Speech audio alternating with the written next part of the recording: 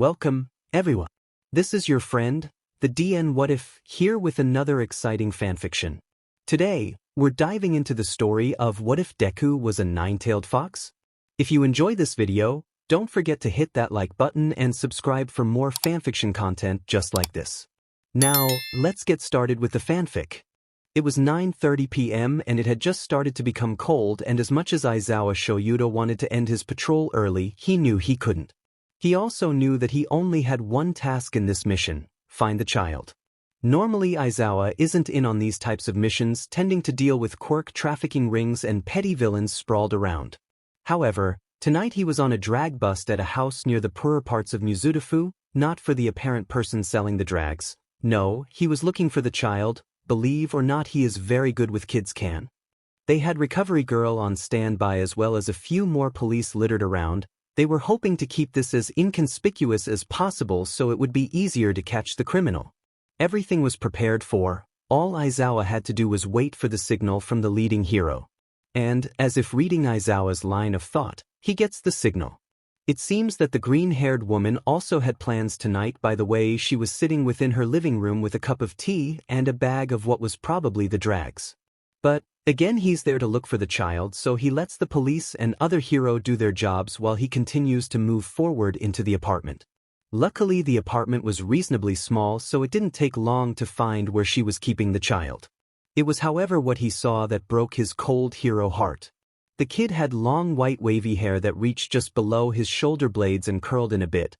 They were wearing a male school uniform that looked burnt along his right shoulder and around the cuffs of his sleeves. Their left wrist was swollen and had two tightly-looking ropes attached to it that led to a coat hanger where they were tied. However, looking into the kid's viridian eyes, he saw fear. Fear no child, no person, should have. Aizawa sat crossed-legged in front of the child to make himself look less threatening when he noticed the kid has fox ears, most likely a fennec fox if he had to guess, and 9 tails. 2 wrapped around his waist and the others moving around him defensively, but one always staying close to his neck. He looked akin to a cornered animal, and that just breaks Aizawa's heart even more, because nobody should be put in this position, even villains. He takes a moment to survey the child one more time before starting to speak. "I'm Eraserhead, I'm going to get those ropes off you, okay?" He wants to give the kid a chance to trust him before he does anything, so he hopefully wouldn't panic. Fortunately, the kid looks up, also surveying him before giving a small, jerky nod to the hero. So with permission granted, Aizawa immediately gets to work and grabs his knife to cut the rope as close as he dared to go to the kid at the moment. He knew they would have to attempt to cut the rest away, but for now he needs to focus on not frightening the child too much. Understandably, the kid immediately jerks his swollen hand away from him and looks at him. He wasn't sure if it was relief or fear in his eyes anymore. He hopes it's the former, but he just couldn't be sure. Aizawa decides that he doesn't want to risk it and moves back to where he was before. "Do you think you can give me a name to call you, kid?" Aizawa asks softly. He didn't want to scare the kid. The commotion in the living room was loud and probably wasn't helping. Izuku, the key to Izuku signs. He was glad he learnt sign language for his husband, or else he might have been in massive trouble if he couldn't understand him. "Well, Izuku, would you be okay if I carried you outside to get you checked out?" Sensing the rising fear of the poor child, he quickly adds, "Don't worry, if it helps I can be there with you, if you'd like." That seemed to calm the kid down again, and he sent another, less stiff, nod to the hero in front of him. Aizawa slowly goes to stand up and pick up the Izuku, making sure the boy could see his hands the entire time.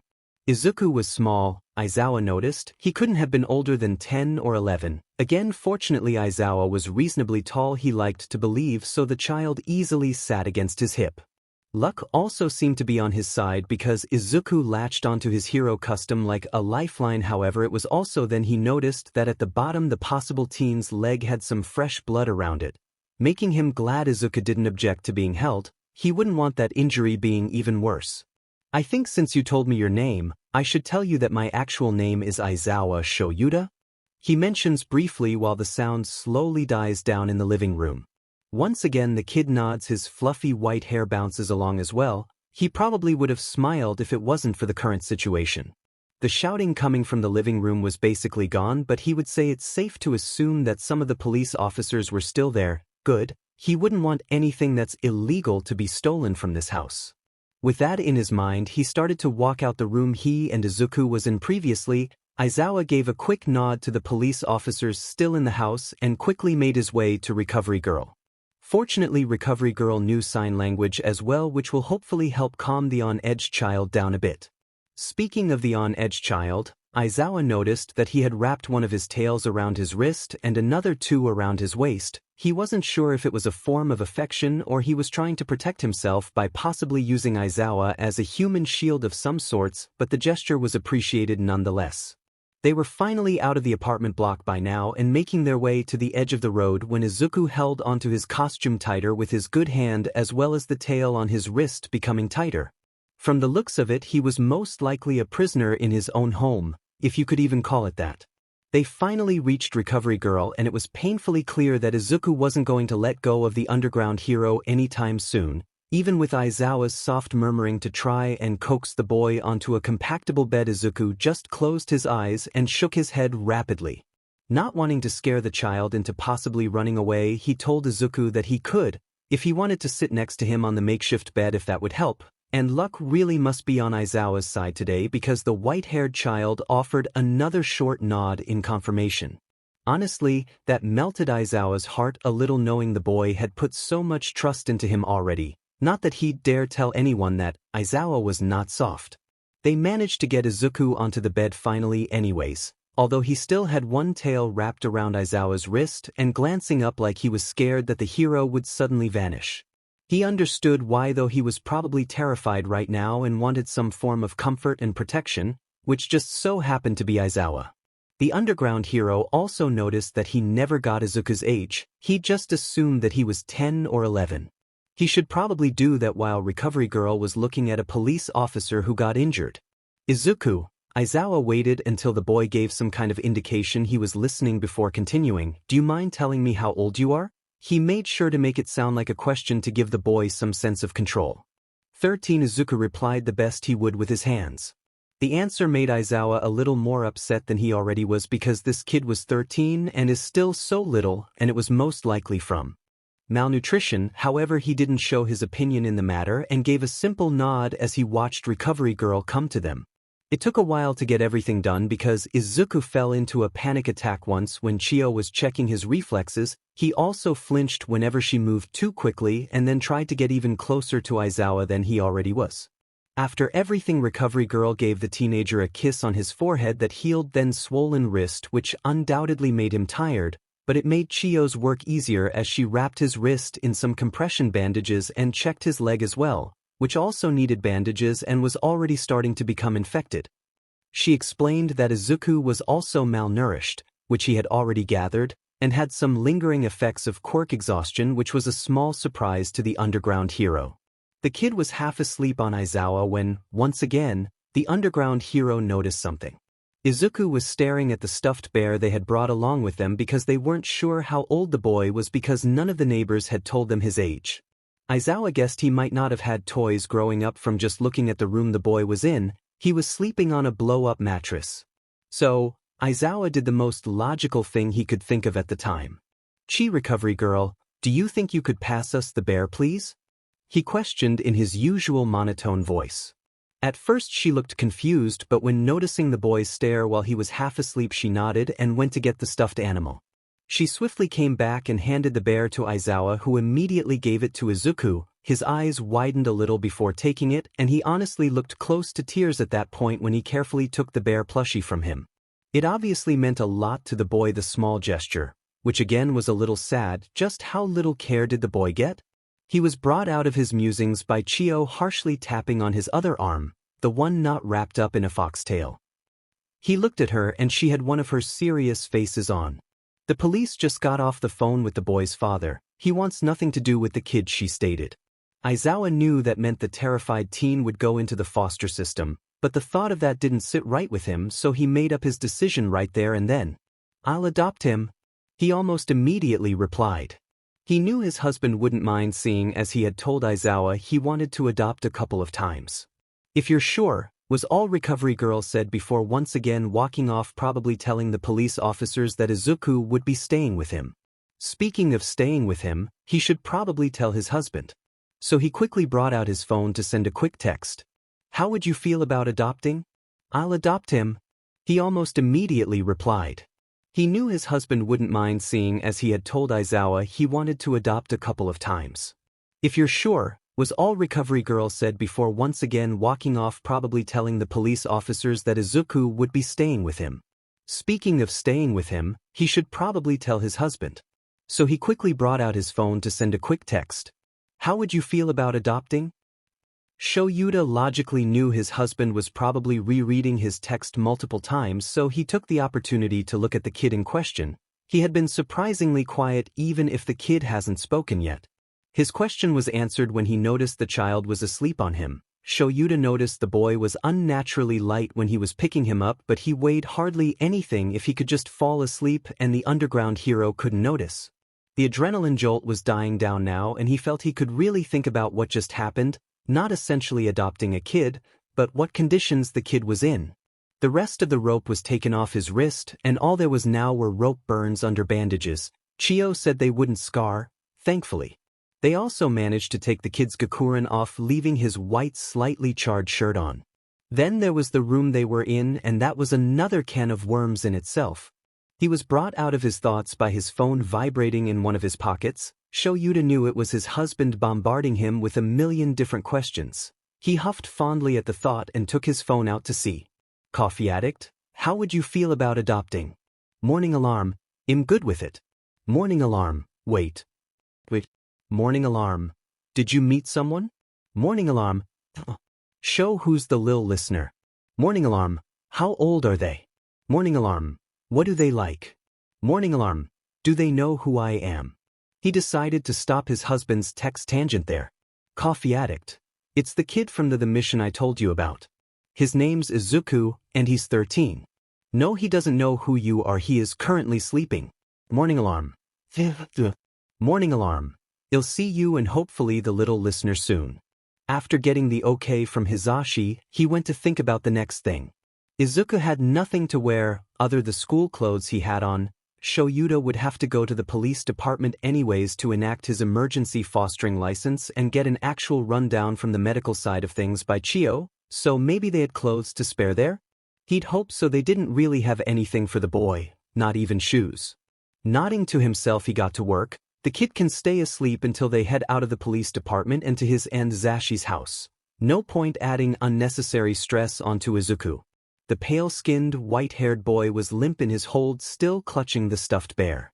It was cute and Shouta could tell he was already getting attached. He made his way over to Recovery Girl and slid into the back seat with Izuku while she went into the front seat next to the other hero. The ride wasn't long, but no one said anything, which in Aizawa's opinion made the atmosphere very awkward. Once at the police department, he handed the kid to Tsukachi for him to find some clothes to fit Izuku while he went with Chio to get a welfare update on Izuku, as well as write his brief statement on what he found. Rounding the corner, he and Chio found themselves in an empty meeting room sitting across a table from each other. I don't think I need to tell you that boy is extremely underweight for his age. Recovery Girl started off. Shouta grunted a yen in response, wanting to get into the parts he doesn't know. Recovery Girl just sighed, shaking her head. I healed him the best I could, but he was already exhausted, so I couldn't do much without compromising his health even more. She continued on anyways. His swollen wrist was also dislocated to that's been healed, and the cut on his lower leg has been partially healed, so it won't need stitches, nor should it scar if he lets it heal properly. Eraserhead could tell she had more to say, so he kept quiet and impatiently waited for her to continue on. You should change the bandages tomorrow when he wakes up, and I'll give you a strict diet for him to follow. If he doesn't or cannot eat it, then we'll have no choice but to put a temporary feeding tube in. She sighed again. The hero simply nodded his head in understanding. He could tell Recovery Girl had finished, and while the feeding tube wasn't ideal, the boy was incredibly light, almost as if holding 2 pieces of paper. Thank you, Shouta eventually replied, bowing his head. The heroine simply waved him off and got up to do her own statement in another room, leaving Aizawa to himself. It took another half hour to finish his statement before finally being able to leave. He handed his statement in and went to find Tsukachi, who had Izuku and fingers crossed some clothes as well. He found the detective fairly swiftly with the fox boy leaning against him. And luck must really be on his side today because he also had a small bag of clothes with him, and a bunny plushie too. He thanked the detective and went to pick up the kid and the clothes to try and gently coax the wide awake again. "Hey kid, Izuku, could you wake up for us please?" "Thanks kiddo," Shouta whispered in his softest voice possible, but the kid also seemed to be a light sleeper which helped. "I've got some clothes you can put on before you head over to my place with my husband, if that's all right," he continued in his gentle tone. The kid nodded, still clutching the bear plushie, and grabbed the clothes, tiredly limping over to a bathroom to put whatever clothes the detective had given him on. It took another 15 minutes for the kid to be finished, which he spent talking to Tsukachi about fostering and potentially adopting Izuku. The kid still seemed tired but a bit more awake than before, so that's good at least. He was wearing a soft light gray knitted jumper and a pair of black shorts with his tails poking out, but no shoes or socks. Either the kid hated them or they didn't have any that would fit. If he had to guess, he'd say the former. Honestly, it wasn't the worst fashion taste he'd seen in his life. "Hey kiddo, ready to come back with me?" Shouta asked. He knew it was important to give abuse victims some control in situations like these. Hopefully it will calm the still-on-edge teen down some. All he got was another nod in response, his long wave hair following the movement. Aizawa went to scoop up the kid, who almost immediately latched onto him again, warming his heart just a little. He thanked the officers and detective before leaving the place, teenager and all. To say Hizashi was excited would be an understatement. He was ecstatic. While Sho never disagreed with adopting a kid, he wasn't entirely on board either, now though his wonderful husband had asked him. A million thoughts were racing through his mind right now, waiting for the front door to open in their two-bedroom apartment flat. He wanted to meet the lil listener and hopefully gain his trust, enough to make him want to stay anyways. He was getting off topic. The point was he just couldn't wait. Almost as if some kind of external forces were listening, he heard the front door open and a pair of feet shuffling inside, whispering to someone. Hizashi braced himself, excitement overflowing throughout him. Then he saw his husband carrying the small teenager on his hip, and he almost squealed at the sight he saw. The teenager's fox ears were pinned to his head and two of his tails wrapped around each of Sho's wrists, another two wrapping around his waist, meeting each other at the back. One was draped carefully around the little listener's neck while four more were nervously swishing around.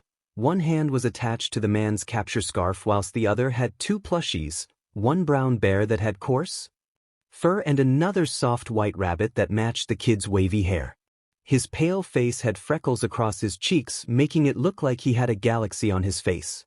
Shouta let Izuku down, but the nervous boy didn't stray too far. His tails did unwind him from their embrace though, except one which remained around Shuta's wrist.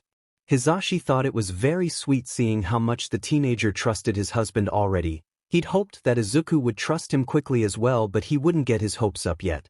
He knelt down in front of the teenager, making him shorter than the boy, refusing to make eye contact with him. He gave him a soft smile before introducing himself.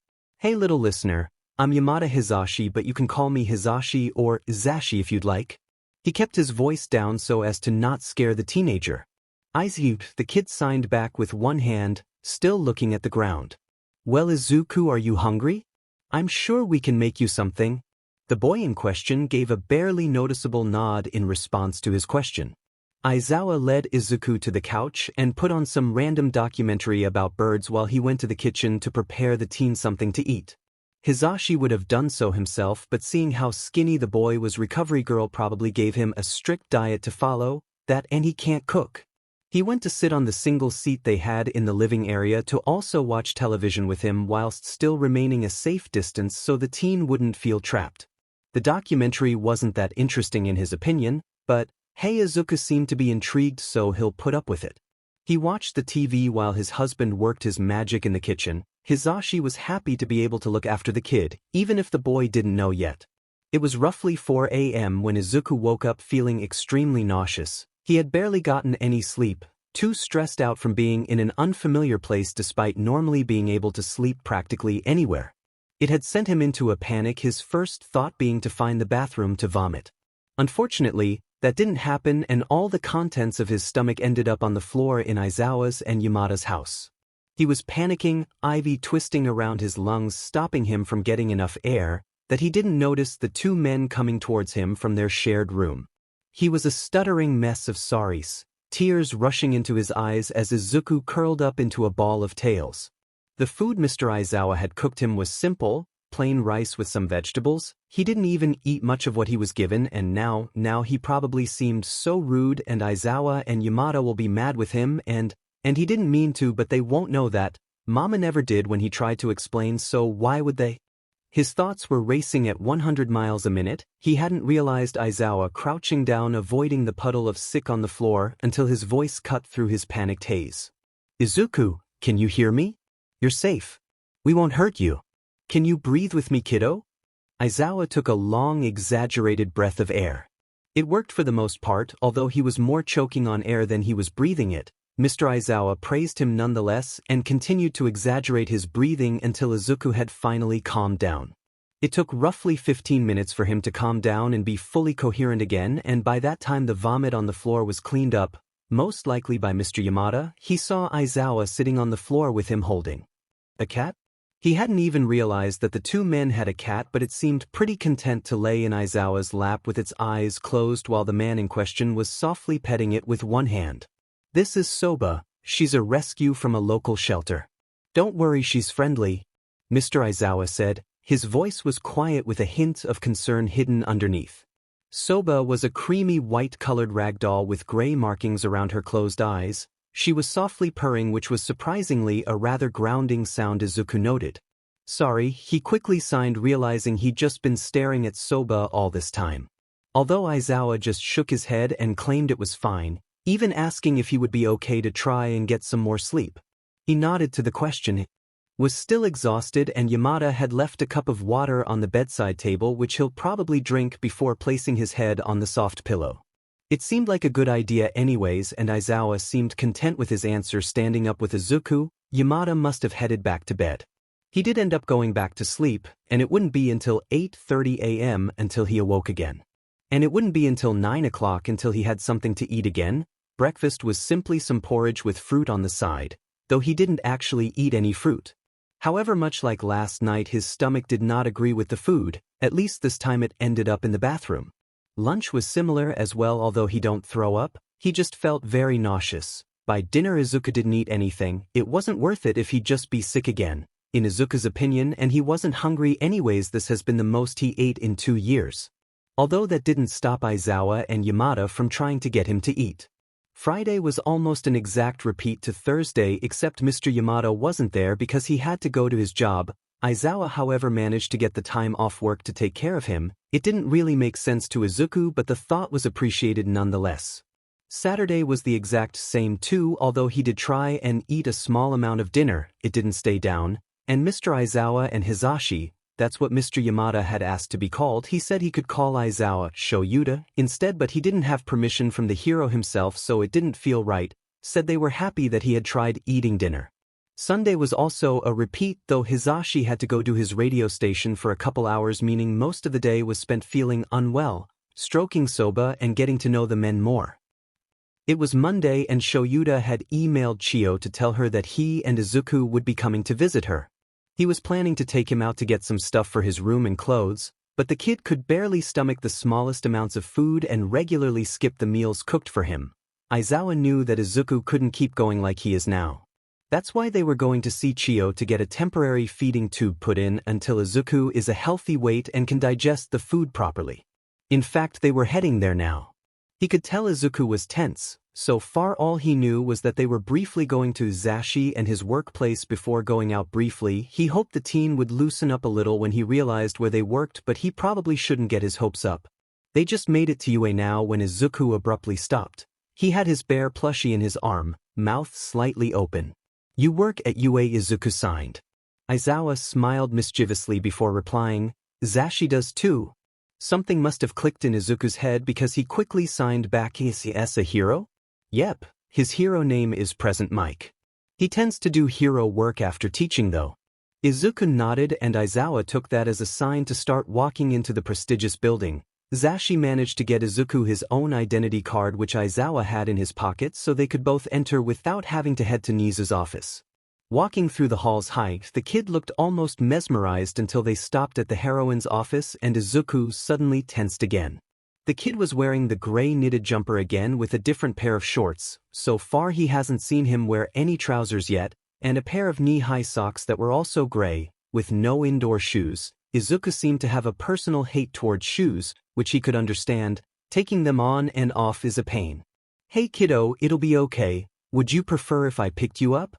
Shouta quietly questioned. He noticed Izuku liked physical affection, as well as Soba's random shenanigans around the house. But the hero doesn't talk about that, so when the short teen nodded his head, Shouta went to carry him on his hip before opening the door to Recovery Girl's office.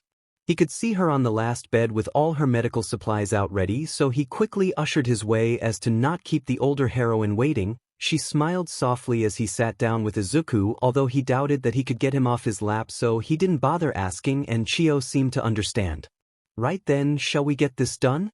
Chio said. She had kept her voice soft, which he was grateful for. Izuku was already stressed, and he noticed that loud noises, specifically loud popping noises, seemed to frighten him more.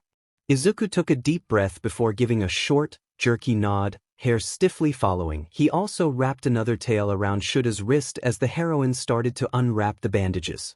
Recovery Girl gave a quick kiss to his forehead, healing the rest of his injuries and knocking the kid asleep, making it easier for Chio to place the feeding tube in. Once the feeding tube was in, he was talking quietly with Chio about how to properly clean the feeding tube. She asked how he was settling, and he replied that he seemed to be alright. The conversation was animatic. Honestly, Shouta was just waiting for Izuku to wake up so they could go to the shopping mall. It didn't take too much longer for Izuku to wake up, luckily, so he quickly said his thanks to Chio and picked the still drowsy boy up to leave. From there it didn't take long to head to the shopping mall, which was pretty quiet, although it was a work day so most people would obviously be at work. Izuku was more aware now, but still in Shouta's arms with one of his tails wrapped around his stomach while 3 wrapped around Aizawa. The rest were simply drooping down. The fox boy looked slightly uncomfortable, which wasn't too surprising, but he was hoping that this trip would take his mind off of things. They were going to a specific store, one that sold clothing items for mutant-type quirks only. He was doing his research online, and this shop had good reviews as well as some reasonably priced clothing that, from the pictures, looked quite comfortable. Shouta had told Izuku to find 5 short-sleeved tops, 5 long-sleeved shirts, 3 jumpers or hoodies or cardigans, 2 or 3 trousers, 2 or 3 shorts, 10 pairs of socks. Apparently the washing machine eats them according to Hizashi, and some underwear. He would go buy some shoes, but Izuku hardly wore the black boots that fit him, so it didn't seem necessary. Although Shouta gave the fox boy the option to pick out 2 things he would like no matter what they were.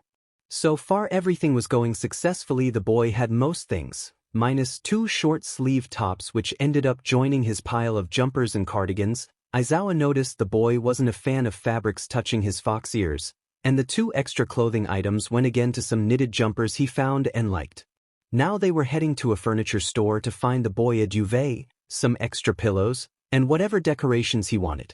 To be fair, he knew he probably wasn't the best at this kind of thing considering almost all the decorations Hizashi had brought, although the ugly cat door stopper by the door leading to the living room he did buy. Izuku always seemed unsure when he wanted something. That's how he knew what the teen wanted. In the end they got a pastel green duvet cover, 1 white pillow with a bunny placed in the center and another black pillow with cartoon cat faces spread across it. There were no posters though, but they did get 2 soft bean bags, both a cream color, to go in the corner of the bedroom. In fact, they were just about to leave when Shouta noticed Izuku looking at something. It was another plushie, but it was a cat that looked very similar to Soba, and even if Izuku didn't want it he might get it anyways. He ended up buying the Soba cat plushie which Izuku was carrying with his bear teddy. He had the softest of smiles on his face which melted Shouta's heart just a little more. No, he was not soft. Even better, the discomfort on the teen's face is gone now too, hopefully until dinner arrives, but they can cross that hurdle when they get there. Heading home, Shouta couldn't help but smile as well, carrying the boy in his arms as Izuku slowly drifted off to sleep. He ended up buying the Soba cat plushie which Izuku was carrying with his bear plushie. He had the softest of smiles on his face which melted Shouta's heart just a little more. No, he was not soft. Even better, the discomfort on the teen's face is gone now too, hopefully until dinner arrives, but they can cross that hurdle when they get there. Heading home, Shouta couldn't help but smile as well, carrying the boy in his arms as Izuku slowly drifted off to sleep. Izuku has been staying with Hizashi and Shouta for 3 weeks now, and in his honest opinion, it's great. Neither men yell at him or hurt him to the point he can't move or do anything he feels remotely uncomfortable with. He likes it in their 3-bedroom apartment. It's homey and sweet, and he doesn't feel dread rising up inside him when he's about to fall asleep. It's a nice feeling. Although there were a couple mishaps, like the first week where he couldn't keep his food down and the panic attack he had when Shouta had helped with the feeding tube the first time, but he wasn't screamed at and had random things thrown at him. Hizashi is really kind. He showed Izuku what movies were, and while he doesn't really understand why they kept singing, it was fun to watch. Shouta is also super nice. He shows it in more subtle ways than Hizashi does, with head pats and small praises. He also showed Izuku how to bake cookies. He really enjoyed baking, although when attempting to eat them it didn't work out. In summary, both men are great and he really likes it here. Soba is also amazing too. She's soft and tends to sleep in Izuku's tails or lap. Couple times Izuku has also fallen asleep with Soba as well. She is also a funny cat, falling off of her perch in her sleep. It worried him at first, but she always landed on her feet, so he's just going to assume that it is fine. Another fact about Soba was that, according to Shouta, she has a quirk. Shouta says it's most likely a calming quirk, which might be why Izuku feels so safe here. However, there's no way to test it other than when her galaxy blue eyes start radiating a hospital blue color. They went to the vet about it when they first rescued Soba, and they said it could be, but they couldn't be 100% sure because it's a very weak quirk. Hizashi was overflowing with excitement and nerves. He couldn't wait. His amazing husband just said that they could finally ask Izuku whether or not he'd be okay if they adopted him, and he just couldn't wait. They were going to ask after their dinner, since Izuku would still be with his feeding tube, and that was going to be done in 15 minutes, Shouta had told him. The teen was currently asleep with his tails wrapped around him and Soba on his feet, silly cat. Dinner was yaki udon, and of course Shouta made it to his top quality standards as usual. Honestly, if his husband wasn't a teacher and hero, he might as well be a chef.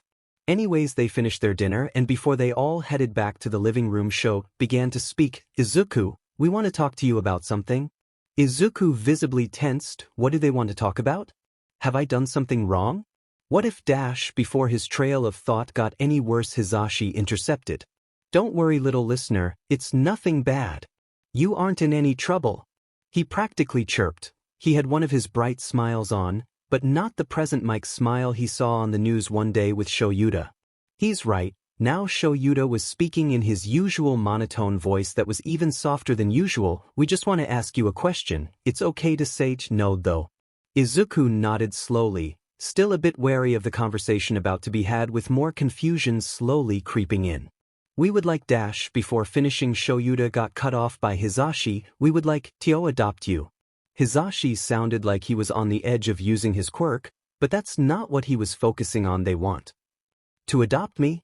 Only if that's okay with Once again, Shouta didn't get the chance to finish his sentence as Izuku promptly started sobbing. Soba saw this as her cue to promptly hop onto the teen's lap and rub her furry head against his arm, practically begging to be petted, which he obliged to. It took a while for Izuku to calm down into sniffles while both men awkwardly sat there, not entirely sure what to do and occasionally sending worried glances to each other. With another quiet sniffle, Izuku softly nodded his head. Would it be okay to call you Dad and Papa? Izuku almost silently whispered, his voice not used to be used often and stuttering over his words, but the two heroes had heard the question loud and clear. If you'd like, was the reply he got from Shouta, his dad, before being swooped into a hug by Papa, who was on the verge of tears. Soba meowed indignantly before scampering off somewhere else in the home, a home that he could now forever consider his home too. It didn't take too much longer for his dad to also join the hug, and the three of them slowly migrated towards the living room for yet another question to be asked. This time it was Papa who asked the question, would you want to change your family name, or are you okay with what you've got now? Still in a hug, it was then that Izuku remembered he never shared his full name with the two men. That didn't change his answer though, as he pulled his hands away from Papa, instead wrapping two tails around him instead. Change it please? Sure thing, little listener. You'll be under the name Ayama since me and Sho are both pro-heroes. At that his dad nodded before continuing for Papa, which while they're his dad and Papa, we wouldn't want anything happening to you if someone found out what our actual names are to try and harm us. That made sense to Izuku. He heard from the kids at school that the reason the heroes used aliases was to keep their families safe. But still he wouldn't have to deal with being associated with his mama anymore in all but blood, which no matter how cruel that may seem he was glad, Mama always scared him from as young as he could remember. At this thought he hid his head in Papa's shoulders and started to silently cry once again. His papa rocked him back and forth, rubbing small circles onto his back. Izuku felt happier than he ever had in a long time. The past weeks had been an emotional roller coaster for him, but he's glad that he met Eraserhead, Aizawa Shouta, his dad, that fateful night. They spent the rest of the night watching movies with singing princesses, after his papa removed the formula currently giving him food. Izuku was happy, and with a bunch of warm emotions and a cat on him, he slowly fell asleep in his papa's arms when they were watching a movie about a mermaid and a prince. The two men as well couldn't be happier as their family finally felt complete. Both of them eventually ended up falling asleep on the sofa. In another house in Mizudafu, the same things could not be said about one of their residents. Katsuki was angry. No, he was furious. It started off a normal day, until the old hag yelled from downstairs saying they need to talk. Then the day wasn't so normal. Auntie Inko had been arrested, although he wasn't told why, and that annoyed him, and that Auntie Inko's trial would be in 3 months. Katsuki decided to do the obvious thing and ask why she'd been arrested, and the answer added the cherry on top of his anger cake. Apparently she had been arrested for usage and selling of drags.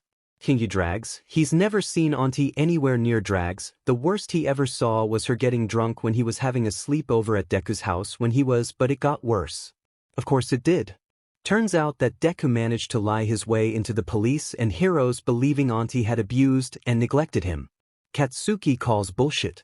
Auntie Inko was always so kind and caring when he was around, even when she was sick and her pupils kept dilating. He asked if he should call an ambulance for her once, but she said she was fine. She was after she slept. Auntie also cooked good food and never left him hungry, not once. He always left feeling full. This just proves that surely if she made sure Katsuki was full, she'd do the same with the DMN nerd. He remembers when they were both 7, Deku had not been to school for about 3 months before coming back, more quiet and reserved than usual. This annoyed little Katsuki. Deku was always loud and passionate about quirks or heroes or whatever, but this Deku was quiet, and he didn't like it. So he asked, and older Katsuki remembered the absolute shit the nerd spewed out. According to 7-year-old Deku, Auntie Inko trapped him in a room for a couple months and hurt him. So in his younger self's logic, he slapped the nerd and screamed at him to stop lying before running off. After a month the loser was back to his ways anyways, so it was nothing. This kept happening. Deku would miss months worth of schooling, come back barely saying a word, another couple months go by and he's back to normal. When they were 11, Katsuki noticed the nerd didn't call him Kasichin anymore, referring to him as Katsuki or occasionally Bakugo. Good, if you asked him. The nickname was stupid, and if it wasn't for his popularity at school he probably would have been mocked for it. The stupid nerd had missed about 5 months of school recently, the longest he's ever missed, and another week from when his parents told him Auntie Inko was arrested. Deku stops going to Aldra. It affected no one, of course. Nobody liked the shitty nerd anyways, even the other quiet extras didn't. They were all happy-go-lucky that Deku was gone, but not Katsuki. Katsuki was peeved. Auntie Inko was amazing, the best even. He knew Auntie since he was a baby, and even then the old hag told stories of them when they went to high school together. So for Deku to claim such FNG nonsense made him want to pummel the demon nerd's stupid face into a brick wall until he was bleeding on the ground. Katsuki swore to himself, the next time he saw Deku he would make him pay. Also, I realized I never found a picture of what Soba looks like, so here. Izuku would admit that being at UA other than for Recovery Girl was strange. First he was going to meet the principal of UA, Nizu, which was honestly amazing since Nizu is one of the smartest beings in Japan, and possibly the whole world. So that his dads could officially adopt him. After he was going to visit Recovery Girl to get the feeding tube changed early, Dad also needed to talk to Recovery Girl about something. The rest of the day he'd spend in the teacher's office or one of his dad's classrooms. Izuku was told all the heroes/teachers already know he'll be there, which does ease his nerves a bit. Dad and Papa were both in their hero costumes, and while Dad's didn't look too different from his everyday wear, Papa's will always be strongly different in Izuku's opinion. It's most likely the hair. Izuku was wearing a mint green knitted jumper that was very soft, a white flat-collared shirt, simply because he thought the two matched, a pair of black shorts and white high-knee socks. His black boots his papa gave him were at the front of the school, and he was wearing no slippers. You can never be too sure that there are no thumbtacks inside them, of course with a plushie, this time the bunny one, while currently walking to the principal's office. His papa was about to knock when the principal called out in a cheery voice, "Come in." They all walked through the door together, Izuku a little more hesitantly than the two heroes already well used to the principal's antics. Izuku shifted nervously, wrapping two of his tails around Papa's wrist and another two draping around his shoulders. The principal just smiled. "So this is Izuku-kun?" Principal Nizu questioned. Izuku nodded, but didn't bow. While he respected the hero in question, he would feel vulnerable since he couldn't tell exactly where the other person might be. He would much rather be considered rude than lying on the floor in pain. The principal just smiled wider, almost a little insane looking, and turned to look at his dad and Papa. "And you two are 100% ready to adopt Izuku-kun?" the mammal asked. His dad let out a small sure, while Papa let out an excited yes, but still managed to keep himself from shouting, something he will forever be grateful for. Nizu, still smiling, spoke again. "Alrighty then, if you will sign the papers then we can make it official." He handed the many papers over to the two heroes who were now sitting with Izuku leaning against his papa, wrapping and unwrapping another tail around his own wrist. Honestly, the paperwork looked boring and Izuku wasn't that interested to see exactly what his dads were doing. Until his dad handed the paperwork back over. "Perfect, thank you, I'll hope to see you again, Ayama-kun." The possible chimera chirped. The newly Ayama Izuku nodded his head in response and stood up with his now official parents. Both heroes said their thanks to the principal before walking out the door and heading to the nurse's office. The walk to the recovery girl's office was in comfortable silence. Before this time his dad, which currently he still couldn't believe that he was just officially adopted, knocked on the door of the infirmary. He squeezed Papa's wrist with his two tails slightly and received a warm smile in response as the heroine opened her doors.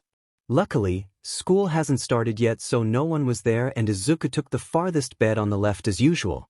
All of his injuries were healed, only the scars remaining, for instance the one on his neck leading down his right shoulder and ending at the elbow from the kid that went to his old school, since he's now being homeschooled with a spike quirk, apart from the feeding tube heading down his nose. Recovery girl smiled warmly, much different from the principal's. "Ready?" she asked softly, but still clear. He squeezed his papa's wrist again since he was currently on his dad's lap again and nodded his head silently. The older woman's smile turned slightly softer, probably sensing his slight discomfort, and got to work. He wasn't sure how long it took to replace his feeding tube, but once he was done he left with Papa out of her office. Much to his enjoyment, he also got a strawberry and cream-flavored lollipop. She's been giving him these after figuring out that those were his favorite from the 3 flavors he's ever tried. Shouta had purposely not told Izuku why he was staying with Chio because he didn't want to worry the 9-tailed boy with his concerns, but, well, he was concerned. Specifically about said 9-tailed boy and his problems with eating. So far he's managed to stomach half a sandwich, lollipops, and barely a fifth of Nabamono. To say he wasn't concerned was a complete lie. "What did you want to talk about, Aizawa?" Chio immediately questioned after deeming Hizashi and Izuku were far enough away. She went to sit opposite him after she had finished cleaning up her medical tools. He took a deep breath before replying, still in his monotone voice, "I'm concerned," Chio hummed, temporarily cutting Shouta off, "about Izuku. He can hardly stomach anything. I was wondering if you think it's worth a permanent feeding tube?" Chio stopped to think, leaving a slightly tense Aizawa in suspense before finally replying, "We'll give it another month. It's obvious the boy probably was never fed the right amount from a very young age. What horrible parents." Shouta hummed in agreement because, yes, from what he figured out about the woman, Inko, was a terrible, manipulative person, let alone mother.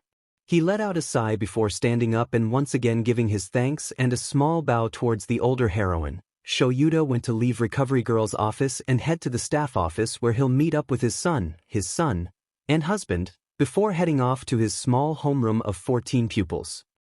Izuku didn't know what he was expecting, but this was not it. He was with his papa taking a deep breath before giving a shaky smile to him, receiving a warm, caring smile back before papa opened the door greeting anyone inside the room with an enthusiastic hello. Izuku walked in slowly after, another tail wrapped around his wrist, meaning 3 of Izuku's 9 tails were wrapped around Hizashi's wrist, not that he minded. To immediately be met with a high-pitched squeal and something wrapping around him, tightly. Automatically Izuku let go of his papa's wrist and let out a hoarse scream and went stiff. All of a sudden he was no longer in you. He was back with Mama with her using her quirk to bring him closer to tightly wrap ropes around his wrists then giving tight suffocating hugs, before leaving to grab a knife or something to make him bleed but not enough for a hospital trip. Oh God, if he makes one wrong move the injuries will be worse and she'll be mad at him, then Izuku will be trapped even longer. Vaguely he recognized he was hyperventilating and none of this was real, but it was the thought that it could be real and everything that happened in the past 3 weeks wasn't actually real but a sweet, sweet dream. And then something soft was mumming to him but he couldn't think what and he was still hyperventilating. He needed more air, but there just wasn't enough.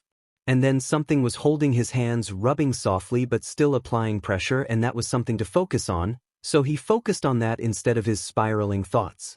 Hey, kiddo, Izuku, I need you to follow my breathing. You can do that? The voice was rough and was breathing in a deep breath. And, yeah, Izuku could do that. He followed, slightly choking on the air but still being praised nonetheless. It took another half hour for Izuku's breathing to be less erratic, if a little shaky. Hey Izuku, you with us again? Izuku looked up from where he was on the ground. When had he sat on the ground? He blinked owlishly noticing that his dad was here and Papa was slightly further away but still near enough to see him. Standing next to him was another person, a lady with dark purple-blue hair and what looks to be a leotard-type thing on, the pro-hero Midnight? He knew Midnight worked at UA so that would make the most sense. Remembering he still had to answer his dad's question, he nodded before settling his head on Dad's shoulder, wrapping 4 out of 9 tails around him and his hero, Shouta, his dad. When did he even get onto his lap again? In response his dad chuffed softly before carefully wrapping his arms around him as well. "Wanna talk about it, kid?" Shouta questioned impossibly soft, shocking the few teachers who didn't have a homeroom, and Midnight, at the usually rough-spoken man's tone. His kid shook his head lightly before trying to bury his head deeper into his capture weapon. Shouta simply hummed in response, "That's alright, you're already doing such a good job today." His voice was still soft, rocking slowly back and forth with a ball of white, wavy furred tails and a teen on his lap. If Izuku wrapped another tail around his dad, then Hizashi definitely isn't taking pictures of it. "Oh no, of course not. Wanna talk about it, kid?" Shouta questioned impossibly soft, shocking the few teachers who didn't have a homeroom, and Midnight, at the usually rough-spoken man's tone. His kid shook his head lightly before trying to bury his head deeper into his capture weapon. Shouta simply hummed in response, "That's alright, you're already doing such a good job today." His voice was still soft, rocking slowly back and forth with a ball of white, wavy furred tails and a teen on his lap. If Izuku wrapped another tail around his dad, then Hizashi definitely isn't taking pictures of it. "Oh no, of course not." Now normally Shouta wouldn't mind his kid clinging off him for the next hour or so. But there was a small problem. He had to go to his homeroom soon. Actually he should get going now. He could leave Izuku with Hizashi, who finally stopped taking pictures, but he too had a homeroom and his class were most likely going to be louder. Not what Izuku would need. He could offer though. "Hey kiddo, me and Hizashi need to head to our homerooms. Would you prefer to go with Hizashi or stay with me? Don't worry, no one's going to be upset with you." Shouta spoke clearly, slightly rushing his words. The white-haired boy just clung tighter towards him. "Yeah, he'll guess that means stay with him." "You want to stay with me?" A nod. "Okay, we can do that, but we need to get going." He went to stand, sending an apologetic look towards Hizashi. While Izuku didn't hate or feel uncomfortable around his husband, they both knew he felt more comfortable around Shouta after panic attacks or the like. Most likely because he rescued the boy. Maybe he'll talk to Inui about that. Hizashi simply nodded his head with a soft smile in understanding. What had he done to deserve such a wonderful husband? Izuku still clung onto him even when they were nearing Class 1A. It was definitely sweet and Shouta didn't mind, however his homeroom most definitely will. So, with that in mind, he mentally prepared himself for the onslaughts of questions about to come barreling his way. Particularly by one Nijier Hadu. They made their way toward the classroom. Shouta only stopping when they got there. That was when Izuku finally peeked upwards, hair all in his face. Maybe he could convince Izuku to let one of them tie his hair up. He knows that Hizashi can do braids and sheet from his capture weapon. Hey kiddo, we're at my homeroom now. Be prepared, it might get a bit loud. I've got some noise-canceling headphones that should work with your fox ears.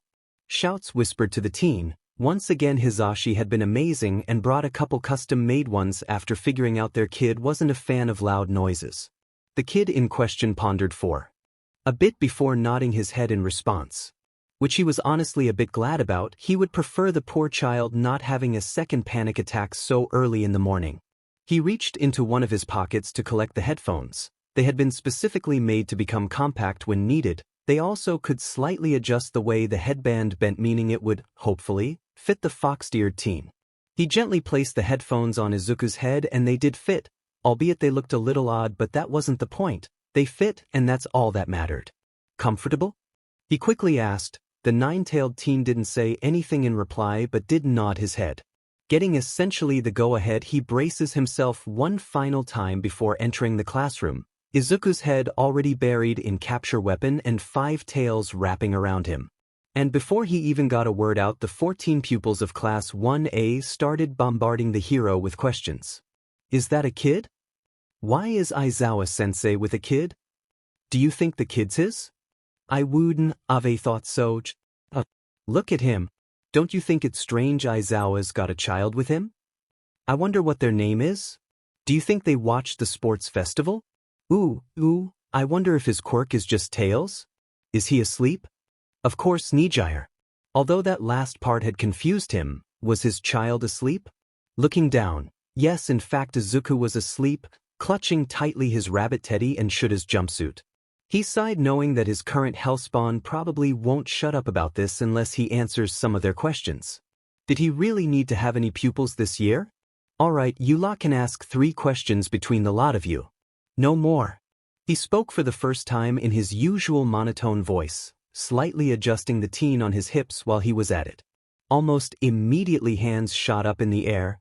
He was almost afraid how quickly their hands were up that their arms would fall off in the process. Looking round, even some of the quieter heroes in training had put their hands up, none of course more energetically than one Nijier had. He'll go to her last, so some of the other teens got a chance to ask their question. Yamamoto.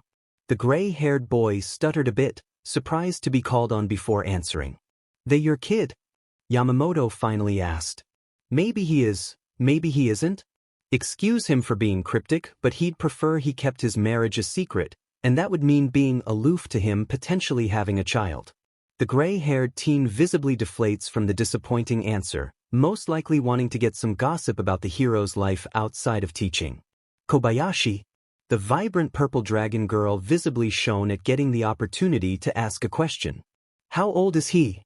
She practically beamed. 15. Nijier. The light blue-haired teen looked about to burst with their question, and he would prefer to start homeroom sooner rather than later. What's with the tube thingy and headphones? Of course, one of the most curious people he knew would ask a less generic question. The headphones help cancel out some of the noise. He decided to inform the girl. But that doesn't answer all of my question. Technically you asked 2 questions, moving on. Homeroom went relatively smoothly afterwards. Other than Izuku waking up for a short while, he didn't say anything though, like usual, and half stared at his small class, sleep still evident. Poor kid, he might have had some sort of flashback during his panic attack. He noticed that tended to take a lot of energy from the boy mixed with recovery girl's quirk. 5 minutes later and Izuku was promptly back to sleep. His kid could literally sleep anywhere. Fortunately for Shouta, he didn't have any classes until the afternoon, unlike his husband. And the only lesson he does have to teach his husband has off. So he'll quite happily nap until Izuku wakes up again, or he gets hungry and wants a juice pack. Yeah, he'll do that. He should probably speak with Nemuri as well, make sure she knows it wasn't entirely her fault for sending his son, he's gotten used to that way too quickly probably, into a panic state.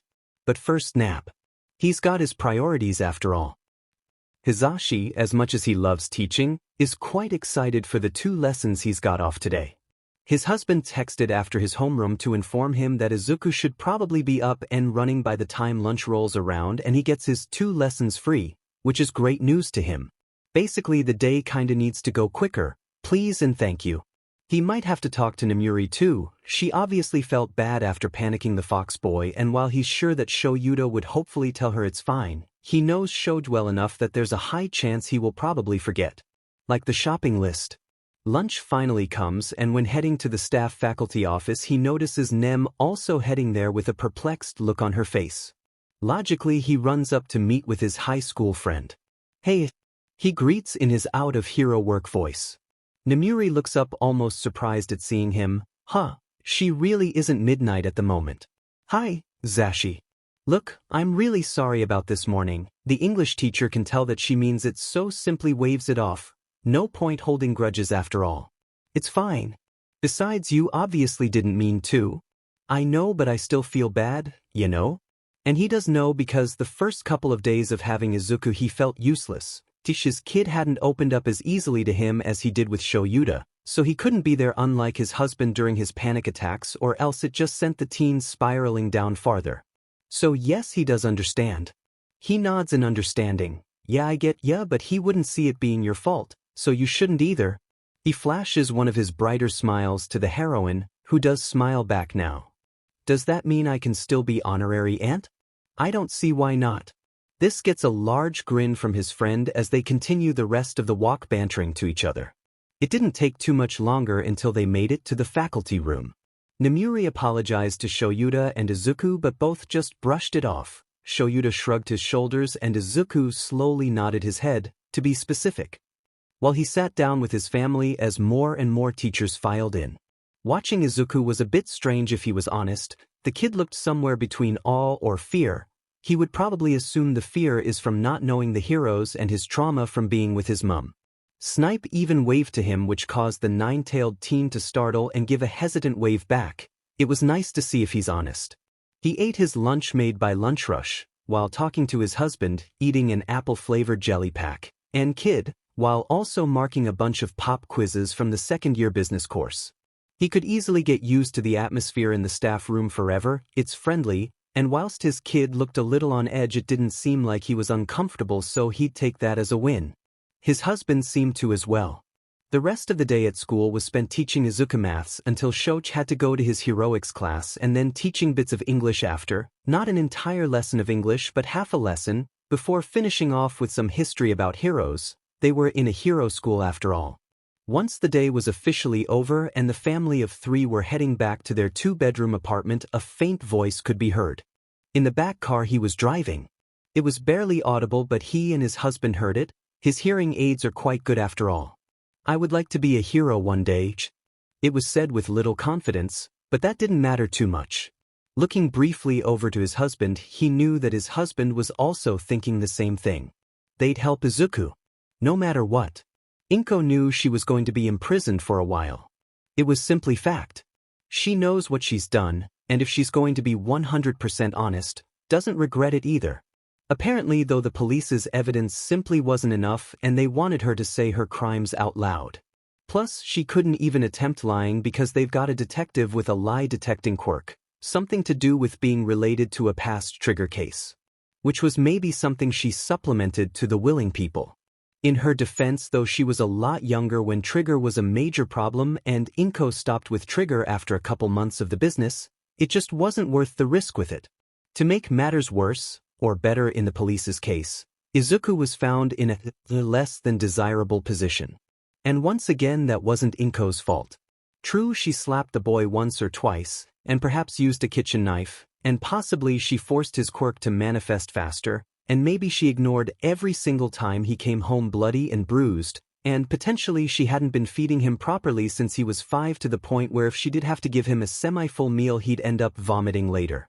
But the fact he was tied up with ropes wasn't her fault. He shouldn't have attempted to run a couple months ago, simple as that. Anyways, the detective has been trying to talk to her for 2 days every week for the past 4 weeks now. Inko could tell the man was getting desperate for her to reveal something. She had heard behind the temporary cell she was being kept in about ringing her husband. That wouldn't have worked. Whilst she loved Hizashi, Inko wasn't stupid enough to give herself in for the sake of true love. Besides, they probably would just get someone to mimic her Hisashi's voice on the other side of a phone. She made sure to let the little detective know that she would not be persuaded by their pleasant phone call. And she thought this integration would be the same. Until it wasn't. The detective sighed. Midoriya-san, is there any way we can get you to speak? She hummed in contemplation, a small smirk crossing her face. She could ask for her freedom, but she knows she won't get custody of Izuku, meaning if she did that, he gets off scot-free. It was technically his fault after all, plus she'd probably be arrested the moment she was released anyways. However, she could say she'd only talk if the boy was there. That way she could cause maximum damage to the boy. Inko's smirk soon became a sadistic grin. Yes, that was a good idea. I'll talk if Izuku's here. She grinned evilly. Detective Tsukachi gulped. Is there any other ways to possibly convince you? No. She got a nod in reply. I'll see what I can do. Goodbye, Midoriya-san. With that, the detective left. She was left inside her head as she was taking back to her temporary cell. This will be good. It was too early. It was the weekend and Shouta had about 4 hours of sleep since coming back from his 2 a.m. patrol. This makes it roughly 8 a.m. considering he didn't actually sleep for the first 2 hours, getting himself a peach nutrition pack, grading essays of 3rd years, and then finally having a warm shower before hitting the hay. So to say he was pleased when a phone call woke him up would be a complete lie. What was the first thing he said when he answered the call? It might not be friendly, but whoever called him should have expected that from waking him up at 8 a.m. on a Sunday morning. Eraserhead, sorry to wake you up so early. I know you don't like it. Tsukachi sighed through the phone, an obvious sign of his stress, but we've got a problem. Shouta almost instantly awake after hearing those 4 words. What problem?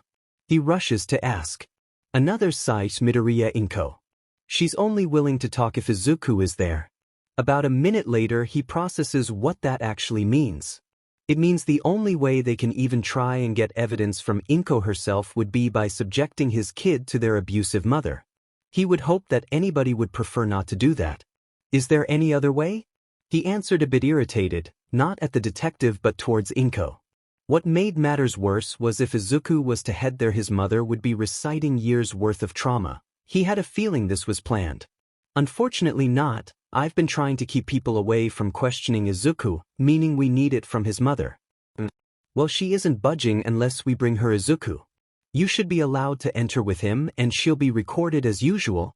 Tsukachi comments across the line. He sighed again. He was too tired for this and he hadn't had his first cup of coffee yet. I'll speak to Izuku about this and get back to you later today. He decides to say eventually. Thanks, and sorry about this, Eraser. It's not your fault, Tsukachi. With that he hangs up the phone to make himself some coffee. He knows his kid will be in the living room with his husband probably watching what Soba was doing right now, or drawing. Both men have found out Izuku is quite good at drawing. Whilst his husband got ready for his radio show starting at 11, he sighs again. Today is going to be a long day. It's not your fault, Tsukachi. With that he hangs up the phone to make himself some coffee. He knows his kid will be in the living room with his husband probably watching what Soba was doing right now, or drawing. Both men have found out Izuku is quite good at drawing.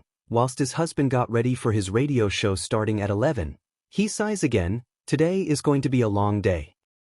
Shouta decided to get dressed in some gray sweatpants, a pink short-sleeved shirt, and some fluffy cat socks Namuri had brought him for his birthday and made the short trek down the hall, to the living room. Once making his way to the living room he quickly scanned the room, mainly looking for Soba, briefly noticing Hizashi brushing his hair while watching the news, Soba on the sofa with most of his hero costume on besides his leather jacket and shoes. Izuku was at the dinner table drawing. He was in another fluffy jumper, this one being a bright, but not blinding, yellow with some dark gray shorts and black just above the knee socks. He headed over to the kitchen to get himself a large cup of coffee with little milk. He had a feeling he was going to need it. His husband was looking at him. Shouta could feel it even without looking. It was understandable, though he's never normally awake at this time because there are no lessons for him to teach until the last PRD because that time was for the heroics class. The support class also had a lesson going on at this time, and any student was allowed inside the school for the entire day, if they pleased. Anyway, he started to make a quick breakfast for himself. He'd assume Hizashi had probably eaten around half an hour before him. "You okay, Sho?" Hizashi asked. It was unusual to see Shouta awake so early after all. Shouta took a long sip of his coffee. "I need to talk to you before you leave." His voice was serious. There was obviously a problem, so Hizashi too would take this seriously. "Of course. We can do it now if you'd like." Hizashi relied, tone more serious than before. The other man just nodded his head before taking another gulp of coffee before heading back to their shared bedroom. The blonde followed suit. Soba would be able to keep Izuku entertained if need be, and it was probably a good thing the walls are soundproof. Their kid did have the hearing of a fox after all. "What did you need to talk about, Sho?" Hizashi questioned hesitantly. "We have a problem with Inko." His husband sighed. If his memory severed him correctly, and he's pretty sure it is, Inko was Izuku's biological mother. But wasn't she being arrested? What about her? He went to join Shouta on the bed, legs hanging off the side and fingers softly tapping his knee. Another sigh. "She won't speak unless Izuku's there." Ah, Hizashi can see why this is a problem. But didn't they have evidence? "I know what you're thinking, but Tsukachi believes that we don't know everything about her yet. Remember Trigger?" He nodded. "Yeah, they think she might be related to when those instant villains were popping up. That was a couple years ago, back when Team Ida 10 was top news." He was left in his own mind for a bit. On the one hand, they could get information out of her if Izuku went. On the other hand, they already had enough evidence for Inko to be arrested. It just wasn't worth forcing the already traumatized fox child to relive his past. He wouldn't even say a word or sign about literally anything about his past, so he doubted it would be good. It wouldn't be cool to send him there, he eventually stated. Shouta looked somber before nodding his head slowly and sighing again. "I know, but I feel like he should get the choice, or at least know about this development of sorts. But I dunno." His voice was sounding stressed and disgusted all at the same time. Hizashi hasn't even met the woman, but he feared if he ever did he might punch her in the throat. It might be a good idea to let him know, but we should make sure that Izuku knows that if he doesn't want to, he absolutely shouldn't have to. He voiced, it might not be the best idea he's ever had, but Hizashi thinks that their kid would prefer to be told than not at all. In reply, he got a thoughtful hum before a murmured thanks.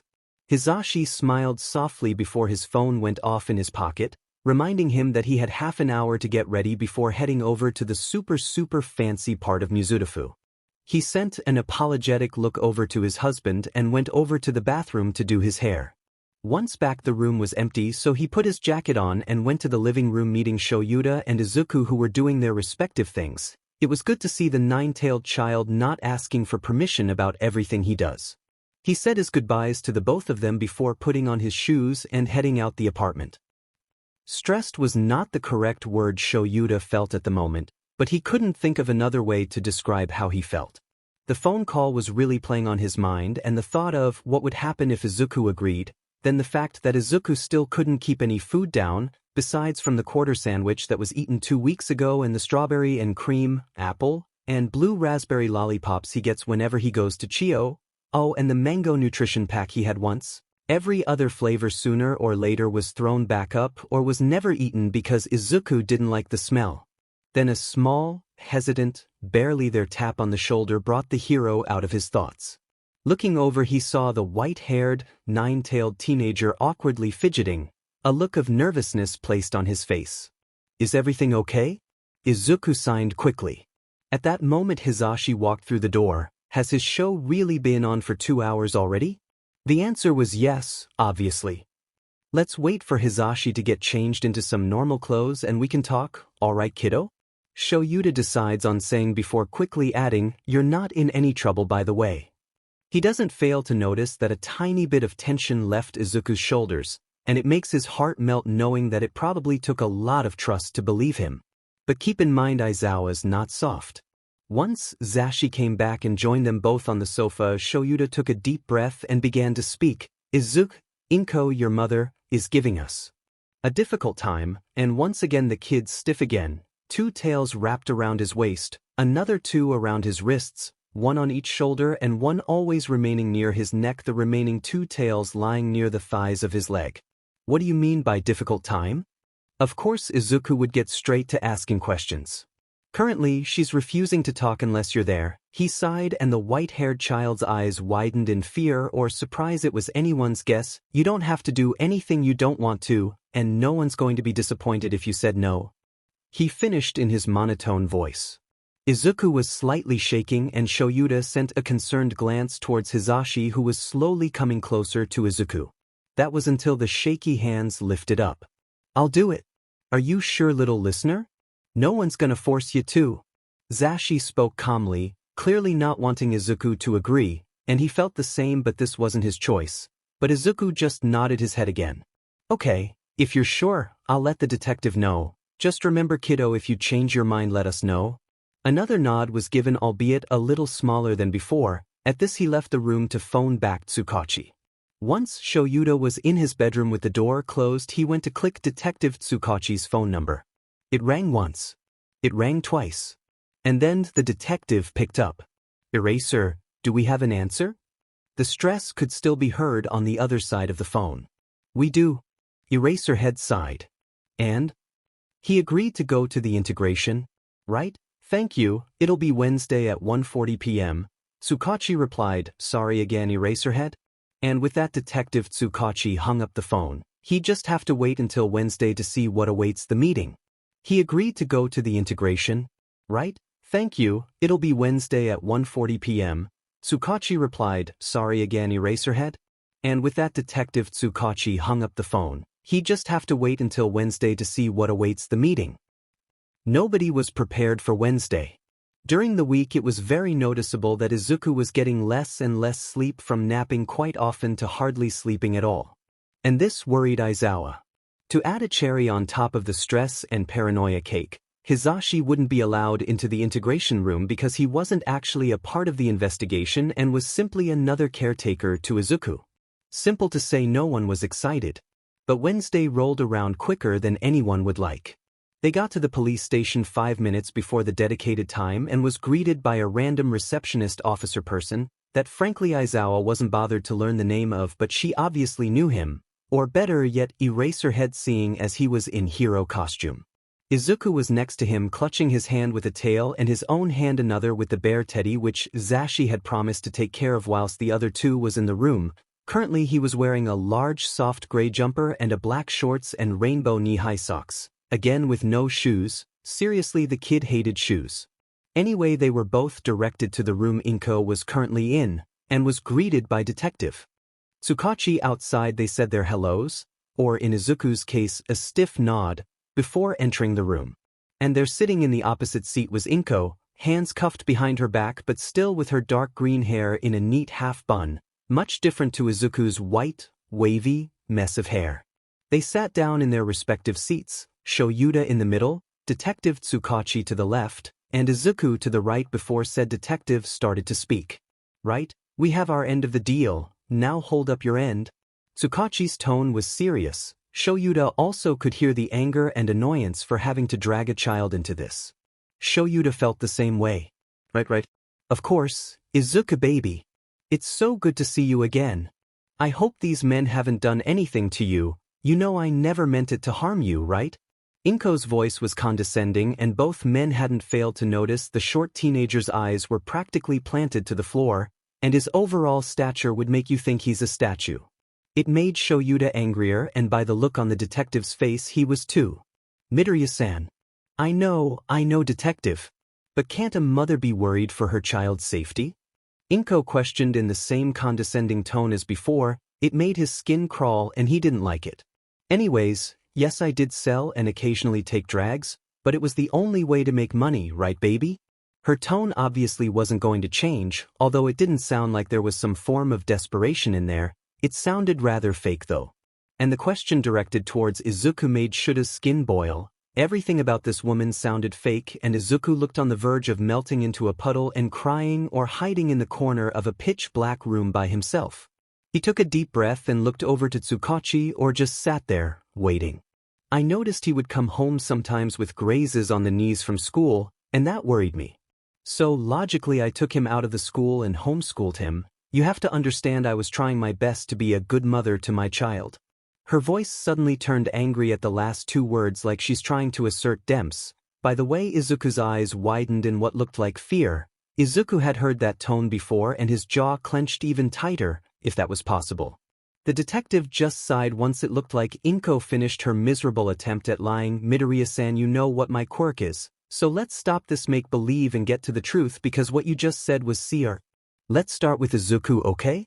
What did you do to him? His voice was just as condescending as Inko's, and it was times like these he loved the detective's passive aggression. On the look on Inko's face she didn't agree. Fine. The brat ruined my life. My husband left me because he thought I cheated because my family doesn't have any mutant-type quirks and Hisashi's family, only his aunt with a wing quirk. He decided we should divorce unless I did something to deal with Izuku, so I agreed and we stayed married. When she was talking about this she sounded almost fond or proud of this, and if Shouta's skin wasn't crawling before it definitely was now. Eventually he went to America, but we are still together. He simply couldn't stand the disgrace of our son so he left, and I would have too if it wouldn't have raised too many suspicions, hence I stayed with the brat. She practically spat out. And his son's eyes looked distanced, obviously not taking in everything, and that just added more worry and anger. He really hated this woman, and Shouta doesn't say that a lot. One day after visiting my parents, another one of his stupid tales popped up, so being the amazing parent I am took him to a quirk doctor.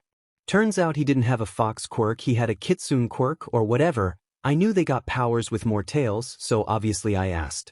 He said most likely not. Which made his quirk useless and he wouldn't shut up about anything. She paused, her face looked like she was contemplating something. So I trained him of sorts. His 9th tail came in about 3 months ago actually, but no powers to go along with, unlike his friend, Bakugo Katsuki, who had an amazing quirk and personality. All my hard work was going to waste and I was angry. Who wouldn't be? It sounded like she genuinely thought this, and Shouta, who faced tons of quirk discrimination in the past, was carefully hiding his fury under a thin mask of calmness. Izuku was not holding up very well, too far lost in his own head. He wouldn't try to disturb him. It was clear as day his kid was dissociating.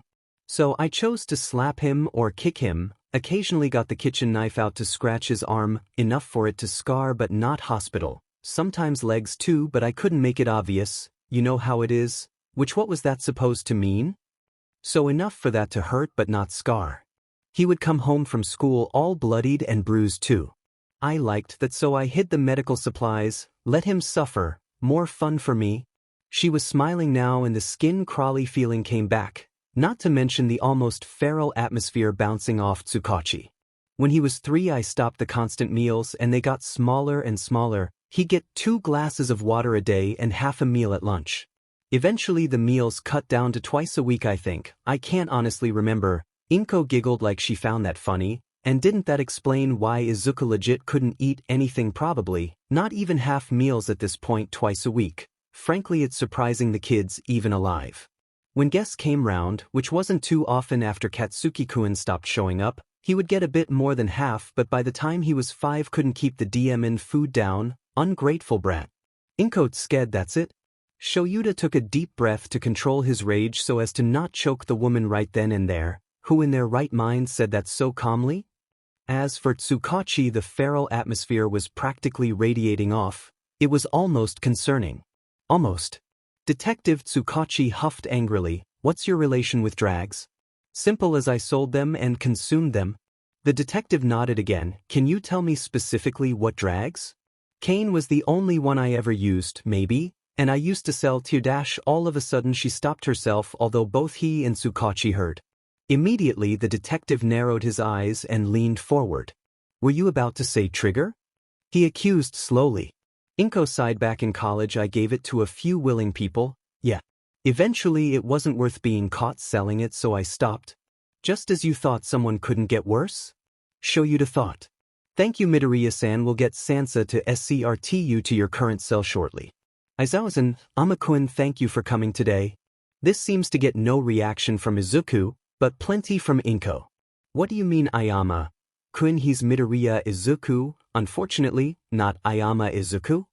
She all but screeched. Aizawa sat there in disbelief for a moment before standing up slowly. Sorry to inform you like this Midoriya, but you lost all custody over Ayama. Shouta went to pick up the dissociating teen while Sansa took Inko back to her cell.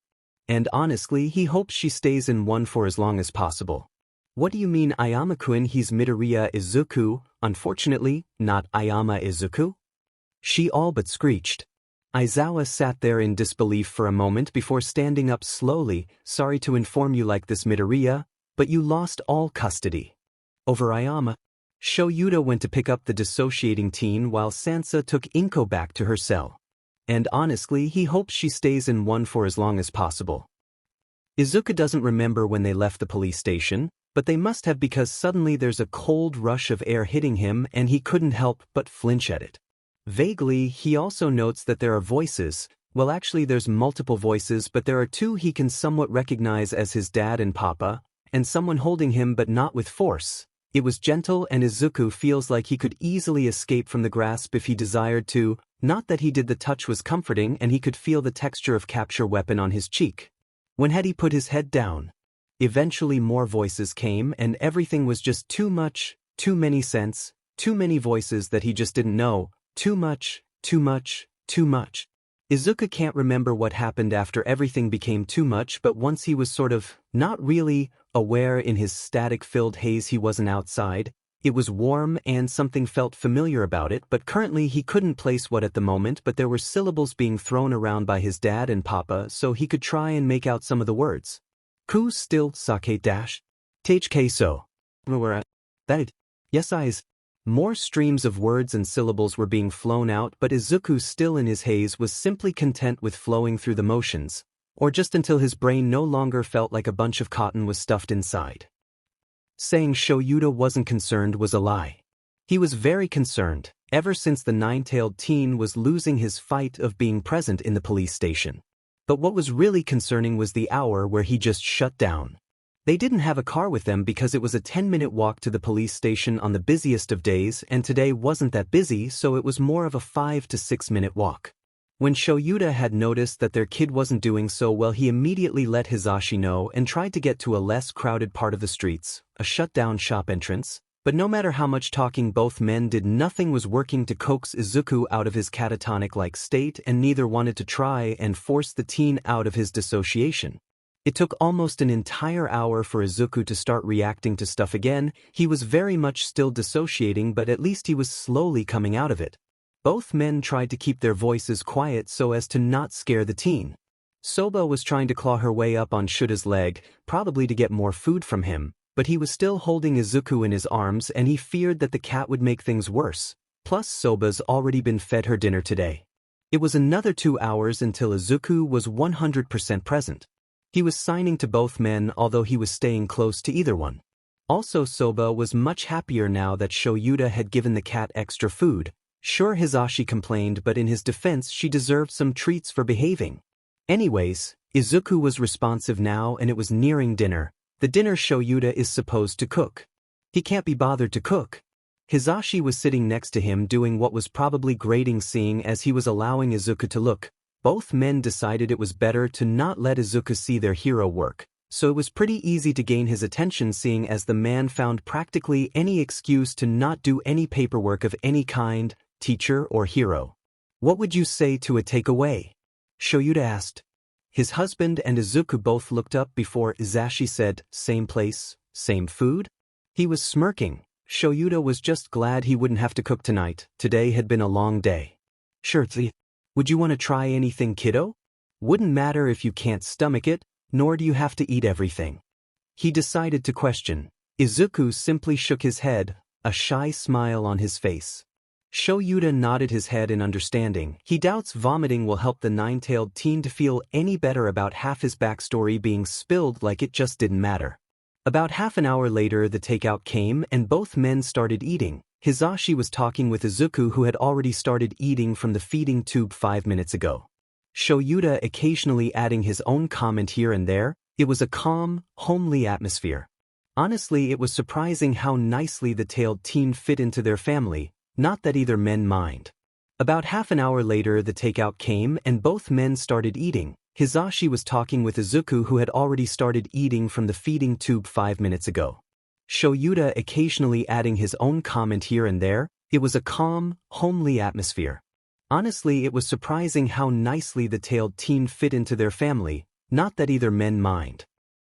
It was when they headed off to bed that Hizashi thought it would be the right time to ask what happened at the police station. He was waiting outside the soundproof room the entire time with Izuku's plushie. One moment, the next his kid practically shuts down. Forgive him for being curious and concerned. Hey Sho. He started off. Hizashi? Shouta replied. What did happen at the police station? Hizashi decided to bite the bullet. Shouta sat down next to him from doing whatever he was doing and sighed exasperated. A lot. Do you think Tsukachi would mind if I headed back and punched her? That bad? Zashi. She sounded proud of what she'd done. Like abusing your kid is some kind of achievement. Shouta took a deep breath to try and control his anger. For Hizashi, this is one of the few times he's been speechless. She mentioned everything like it was something that everyone did. She stabbed him. What mother does that? A terrible one, that's for sure. He dutifully pointed out. Is there a word better than terrible? His husband frowned. Anyways, we should also try and get some CCTV footage from his previous school as well. From the stuff Inko said, he was probably bullied as well. Poor baby. I'll beat up anybody who dared to hurt him. Hizashi exclaimed. 1. Izuku isn't a baby, he's 13. 2. That's illegal and you'd lose your hero license for it and most likely be seen in court for assault. Shouta mentioned in a bored tone. He hated the fact that his husband was very much correct. Anything else I should know? He questioned lightly. He heard another sigh besides him from Shouta. Forced quirk development, neglect. It's why he can't stomach anything because he hasn't been having proper meals since around 3, the drags that you already know, and we were right about her being connected to Trigger. Shouta paused, seemingly trying to think if there was anything else he forgot to mention. Father left because he thought wife cheated on him, so he's basically had no interactions with Izuku at all. Hizashi stayed silent, too busy with his anger to speak.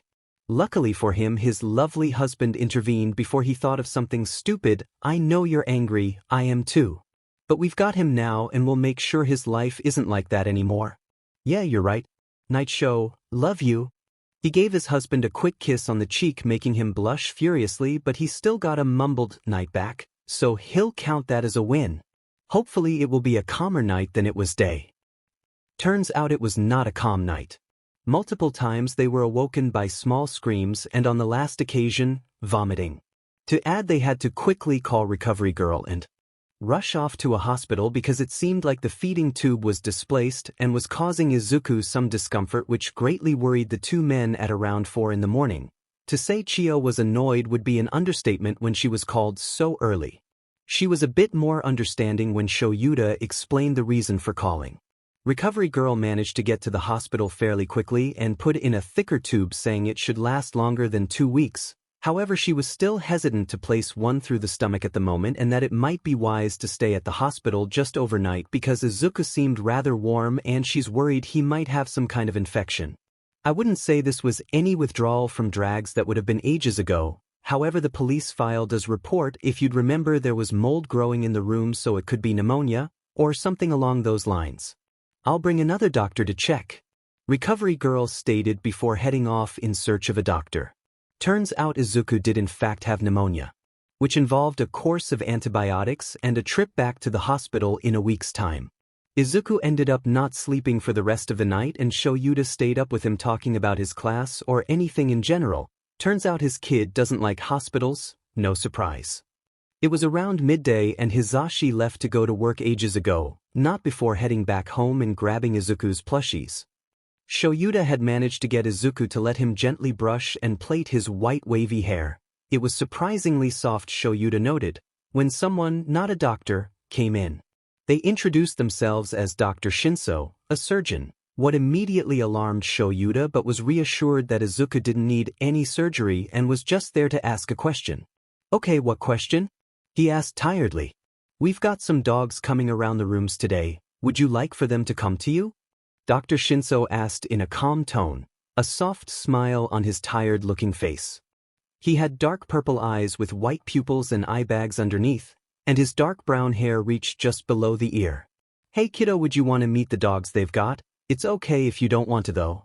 Shouta parroted back to Izuku, who rapidly shook his head. The surgeon nodded in understanding and said his farewells. Now, contrary to popular belief, Izuku never had a problem with dogs despite the stories that kitsunes and dogs never got along. It was, however, when he was 9 his fear of dogs came. It was a normal day, he was allowed to go to school and people made fun of him for having a weak quirk and the like, and he was just excited to enjoy his slow walk home before facing his mama. Maybe he could even go to Auntie's house, if Kakin let him.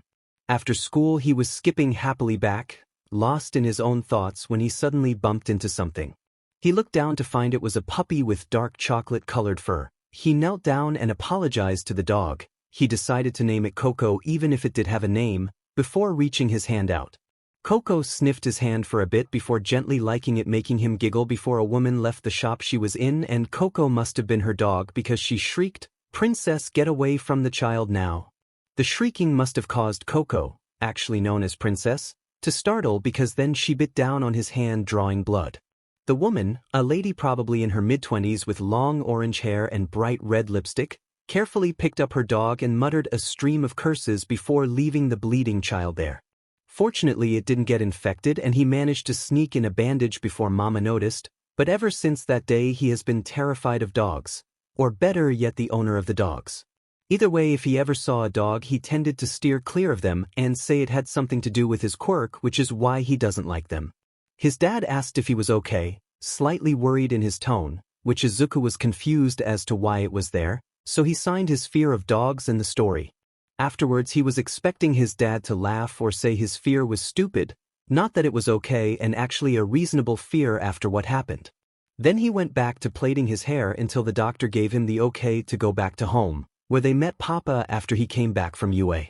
Katsuki might possibly be going insane. The court meeting to judge Auntie Inko's innocence was in less than a month and he'd be starting his 3rd year of middle school by then. All the extras that kept following him kept pushing to see what had gotten him so angry lately, which wasn't their business. They didn't know Auntie Inko. He did. So he dutifully told them all to F off. Anyways, the lackeys at school wasn't a problem, nor was school a problem at all. He aced all his classes and was the top of all the subjects. He wasn't the first to hand in homework or assessments, but he'd always do it before the deadline and he'd always get top marks or close to top marks as well, and he always got praised about how amazing his quirk was. During quirk practicing or during lessons the teacher at the time would always exclaim how wonderful it looked or how powerful it had gotten whilst the extras in class stared in awe. He was the best. However, being the best wasn't getting very far with helping Auntie Inko. Katsuki had gone down to the police station where Auntie was currently being held, or was, he hadn't actually gotten much information, and told them to let him see her, but you needed proof of being related to the case, a family member or had a guardian with him. Of which he didn't have the proof and he had gone straight after school so his parents weren't there. That frustrated him beyond belief, so he had demanded to see the person in charge of the case instead and was finally allowed to see someone called Detective Tsukachi. Which led to now, currently sitting in a meeting room at a police station in front of some plain detective. The detective looked done, if Katsuki were being honest, like he didn't want to listen to the information he had. And it shouldn't be like that. He was about to prove someone who has been seen as guilty innocent. He was about to right their wrong and he would be praised for it just like with anything else in his life. Maybe this way he could even get a recommendation to UA for helping debunk a false crime and shitty Deku could be put behind bars instead. Auntie Inko isn't FING guilty, he declared. What? Detective whatever his name was sputtered. So he didn't know she was innocent. This makes it way better and that recommendation to UA so much clearer in sight. He was the best after all. Did you heard me? Auntie isn't fang guilty?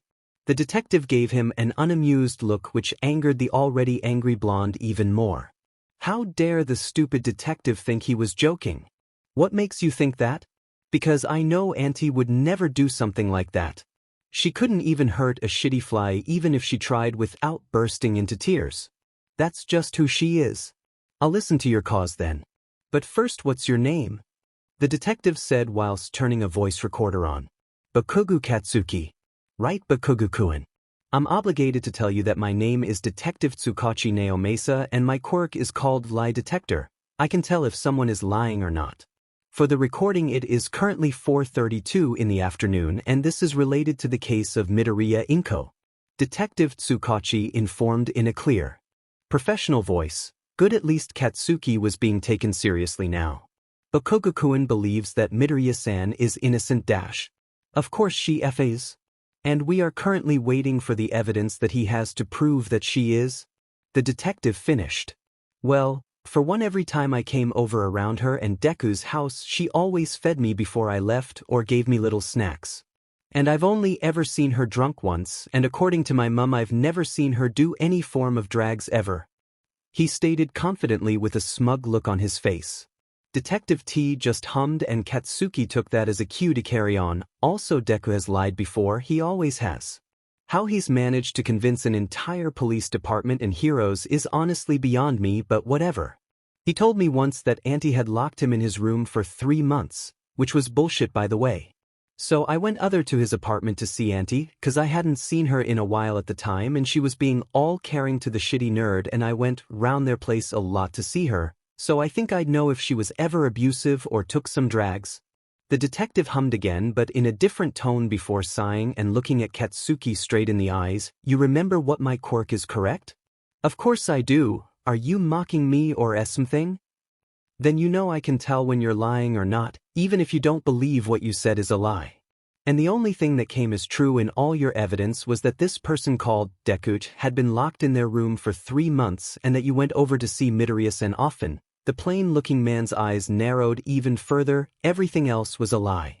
And we have the evidence from Midoriya-san herself to prove she is guilty.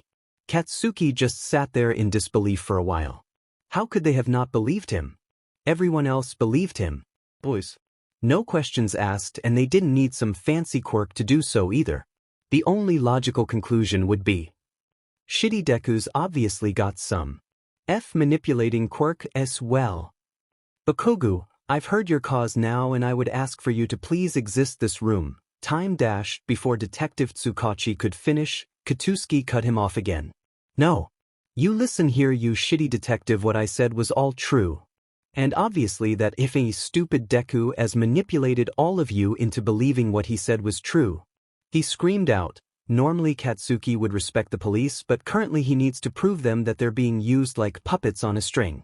Bakugo, we got the evidence from Midoriya-san herself. This has nothing to do with whoever Deku is, and I'll ask again for you to please exit the room. No. I'll prove to you that I'm not lying. Even if I have to beat the information into your shitty skull. Can someone please come over to meeting room 2, please? We have a teenage male currently having a temper tantrum. Katsuki didn't stop his screaming because how dare they believe he was throwing a tantrum. He was the best and he should be listened to because he was the best, and these stupid police were treating him like some kind of dumb toddler. Eventually he felt his hands be moved behind his back and tried to use his quirk, but before he could, some fing orange cat person placed a pair of handcuffs that must have the ability to erase his quirk. Thank dash. Why the hell are you putting FHs on me? Katsuki screeched before being pushed out the room by the same person who put the cuffs on him. Behind him, he could hear the detective say that the meeting was over. In the end, Tsukachi ended up dropping Bakugo off with Sansa and just a warning for disturbing the peace. To say that Bakugo's parents were pleased was a lie. They looked furious at their son, while the mother did anyways. The father looked more disappointed than anything.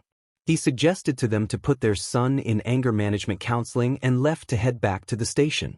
He thanked Sansa for his help and immediately went over to the coffee machine.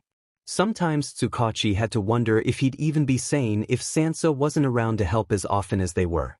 After finishing 2 cups of black coffee, he went back to the paperwork he was doing beforehand and wrote a quick reminder on a yellow post-it note to call Aizawa about Bakugo. He has a feeling who this Deku might be. Masaru isn't sure what went wrong. Yes, Katsuki was always a little on the aggressive side, but so was Mitsuki, so he just guessed his son took it from his mother. Like mother, like son after all. But this is honestly making him see his son in a completely different light, and he thinks he failed as a parent towards Katsuki. Masaru must have, or else he wouldn't be sitting across the sofa from his son with Mitsuki after he just came back in a pair of HNDCFFS and a warning for disturbing the peace. However bad it sounds, Masaru believes that probably wasn't all he did. Mitsuki cut off the suffocating silence in a stern voice, one Masaru has only ever heard once when Katsuki was only 3 and had poured mud on a poor girl's head. Bakugo, Katsuki, what were you even doing in a police station to begin with? His son just made a TCH sound in acknowledgement but didn't say anything other than that. Surprisingly, his wife had managed to keep her cool too, not that he ever doubted she could. It was just Masaru knew Mitsuki preferred shouting as a way to get her points across. She does it to everyone, no one's immune from that treatment, except maybe Izuku, who ended up crying when she did, and her baby niece. I'm not going to ask again. What were doing? The police station. It wasn't a question, it was a statement. I was doing what was right. Katsuki yelled. Masaru blue screen. He doesn't mean to sound rude, but if their son was doing what was right, Masaru doubted it would end up with him in HNDCFFS. What do you mean by that, Katsuki? Masaru dared to question, recovering slightly quicker than his wife from the previous statement, although he instantly regretted even asking. If looks could kill, Masaru would be a very dead man. You know, freeing Antiano from a prison sentence, stupid old man. It was a good thing they lived in a detached house, or else they might be having the police around again if this is how the conversation was going to go, yet again for disturbing the peace too. His son could be loud. Don't yell at your father, he's done nothing wrong. And what do you mean freeing Inko?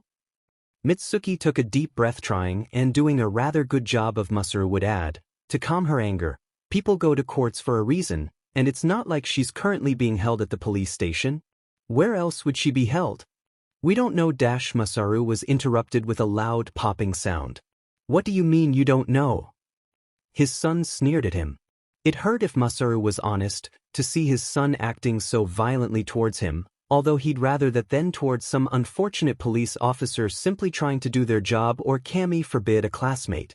It's exactly what it says, Katsuki, we don't know. His wife said, dangerously calm. TC, stupid FNG, Deku must be manipulating you as well. Katsuki mumbled, just loud enough to hear whilst leaning further into the sofa he was currently sitting on with his arms crossed. What? We're not being manipulated, Katsuki. Also, who the hell do you have the right to call someone Deku? Masaru could visibly hear how his wife was refraining from shouting. He'll buy her a small glass of her favorite wine. After this, if it goes well and they have a house still intact, that is. FNG Midoriya Izuku, that's who. Been manipulating all the dumb extras at that stupid station, the heroes, and no, you too, obviously. Masaru was speechless. He didn't believe his son. Neither of them have seen Izuku in over a year, so it would be impossible for them to even be manipulated by the white-haired teen if they haven't even made eye contact for 12 months. Are you delusional? His wife asked, dumbfounded. He doubts Mitsuki was even aware of the words that just came out of her mouth. What? And oh, I'm F, not you. Oh, I'm the best. Not like those F extras at school. They're the ones who are delusional, thinking they can even stand a chance at becoming hero. Katsuki screeched. It was saddening to hear their son think so low of people. Masaru would definitely speak to Mitsuki about those anger management lessons. Suddenly Mitsuki stood up and Masaru looked in her direction to see her crying. She went over to Katsuki and simply put her hand out in front of the blonde teen. Give me your phone. What? No way, old hag. Katsuki looked directly at his mother, who still had tears slowly running down her face. This isn't a choice, Bakugo, Katsuki. We've let your behavior get out of hand. I doubt you were simply disturbing the peace at the police station either. Let me guess, you probably threaten the police station like you do to us sometimes? Hand me your phone. Mitsuki's voice was cold and surprisingly unwavering despite the tears still falling. Katsuki eventually handed his phone to her and she immediately put it in the pocket of the baggy pale orange hoodie that was actually Masaru's. She was currently wearing over a pair of black washed-out jeans. "Masaru, can you remove his door please?" Mitsuki's cold-sounding voice asked. He quickly nodded his head and went up the stairs. He could hear Katsuki screaming at Mitsuki about how unfair it was. Eventually Mitsuki shouted up the stairs to grab his laptop and Nintendo SW's light as well. Throughout removing his son's door and removing the electronics from the room, all Masaru could think of was what went wrong. He never remembered teaching Katsuki to behave like he was the best, but all the praise he gave him when his quirk first came in must have given him that mindset. And everything else just seemed to add up by it. The lack of Izuku coming around their house after Katsuki got his quirk, the fact Katsuki never mentioned Izuku, the growing egotistical attitude, Izuku's look of fear whenever he was around. It all made sense now. So much sense that it hurt knowing he missed all the signs. His son was a bully. Was it just Izuku? Or was it other children too? Masaru didn't want to think about that. He felt something wet run down his cheek and touched it with his fingers. Now he was crying too. The ringing of Shouta's phone was not expected for another 2 days, and certainly not a ringtone that wasn't his husband's.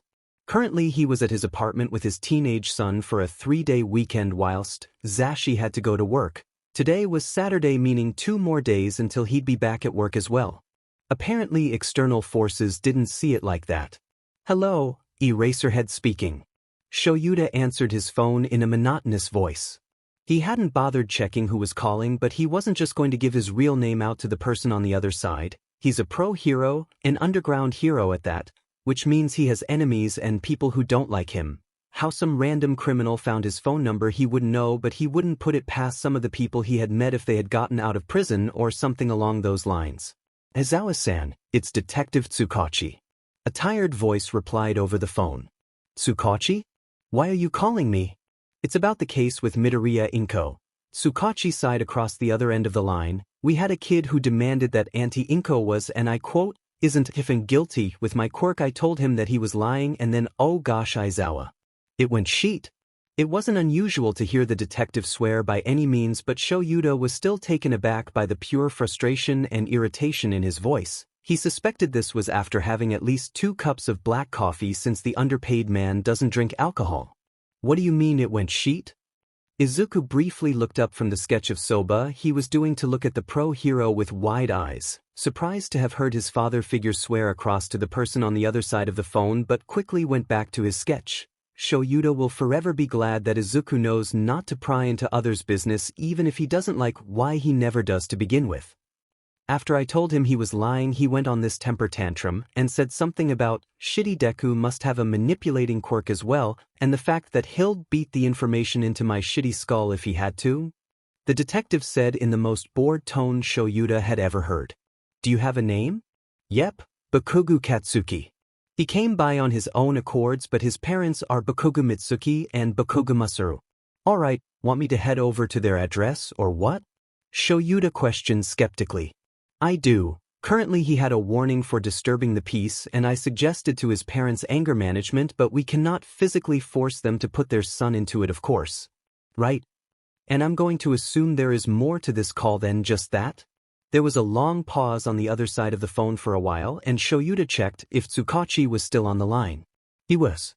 He put the phone back to his ear, where he was greeted with more silence and some rustling of papers. "I think I know who this shitty Deku is." "Okay." Shouta asked seriously.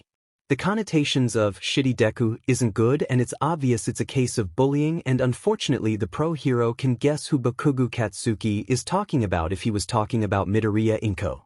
"I think you know it too by now that the person Bakugo was talking about is Izuku," the detective said just as seriously. Shouta sighed in a deep breath, even though he thought it was possibly his son before the detective said so. "All right, what are we going to do about it?" A sigh could be heard on the other side of the phone and a short pause before Tsukachi answered. "First you should head over to the Bakugo's house. It's XXXXXXXX, just 2 streets down from the Midoriya's household. Preferably tomorrow if you can." Another sigh across the phone filled with exasperation. "Report back to me afterwards and we'll sort it out from there." "Alright, thanks Tsukachi," Shouta said before hanging up the phone. He sighed as he looked over to the nine-tailed teen currently shading a picture of soba and headed over to the kitchen for another cup of coffee. He'll ask Hizashi to move his patrol back once he comes home from his radio station.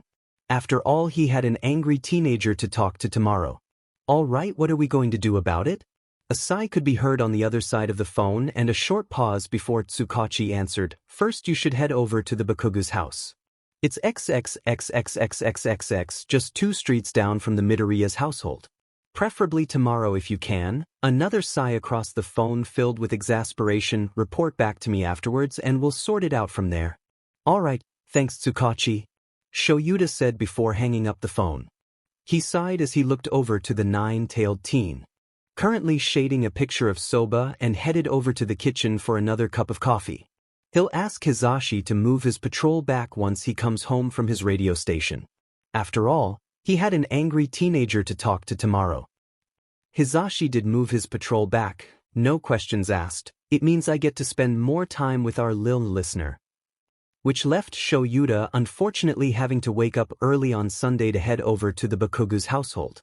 He was not pleased. One trip on the train later and Shouta found himself outside of the Bakugo family front door. Silently wishing that he had some coffee, he went to knock on the front door. He heard some shouting before some footsteps headed towards the general location of the door. Once opened, there was a woman standing in a white tank top and gray jogging bottoms. In all honesty, she looked like she had just gotten out of bed.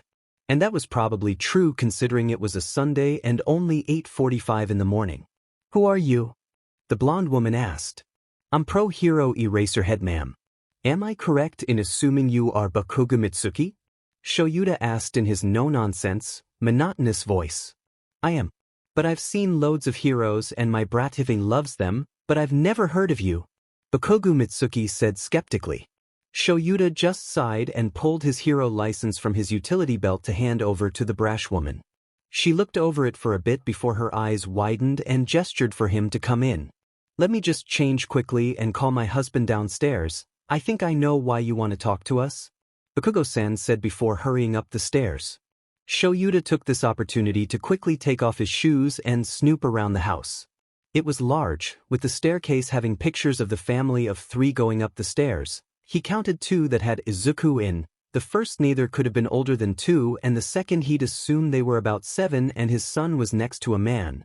He'd guessed Bakugo-masaru, wrapping 2 tails around his leg whilst a young boy, Katsuki, he was fairly sure the kid's name was standing further away with a wide, almost devilish grin and making a thumbs up towards the camera. The rest of the photos were either just the blonde-hair kid, playing in the park, first day of elementary school, first day of middle school, and there was one of the couple when they got married. Shouta allowed himself to venture further into the house and sat on a brown sofa directly opposite another brown sofa with a fancy feature wall at the back. On the left was a large flat-screen television hanging up neatly on the wall directly in the middle of the coffee table. He peeked quickly into the kitchen, but it was relatively small and looked very ordinary. He heard 2 sets of footsteps heading down the stairs, and when turning to look he saw Bakugo Mitsuki standing in a white top, purple cardigan and a black pencil skirt and her husband in a plain cream polo shirt and tan trousers. It reminded Shouta of the kind of people who play golf for fun and head to golf clubs, not that he'd ever tell the man that. The couple went to sit on the opposite sofa next to each other. "What can we do for you, Eraserhead, sir?" the brown-haired man questioned surprisingly politely. "I think this conversation would be best if your son was here too, Katsuki." The man nodded his head and looked towards his wife in a sort of plea.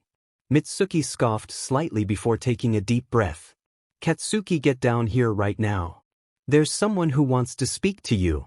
The woman yelled as loudly as she possibly could. Her husband sat there patiently like his wife never screamed almost directly into his ears, probably used to this by now, whilst Shouta was left glad that she didn't seem to have a quirk like Hizashi. "Shut up, old hag. I'm trying to sleep," a younger voice from upstairs yelled back down to his mother. "Don't speak to me that way, Katsuki. And you better get down here right now or else I'll drag you down," the loud woman yelled back. Once again her husband just smiled politely. He heard a bunch of heavy footsteps and some popping noises before a teen with spiky blonde hair and red eyes came into the living room. He was wearing a black jumpers with a skull and crossbones in the right-hand corner and a pair of black jogging bottoms that looked way too low down on the kid's frame. "Katsuki, please sit, this man wants to talk to us?" Masaru asked in a quieter, calmer voice. "Don't tell me what to do, old man." The rude teen scoffed before crossing his arms and turned around to go upstairs. "Katsuki, might I remind you about why he might possibly be here?"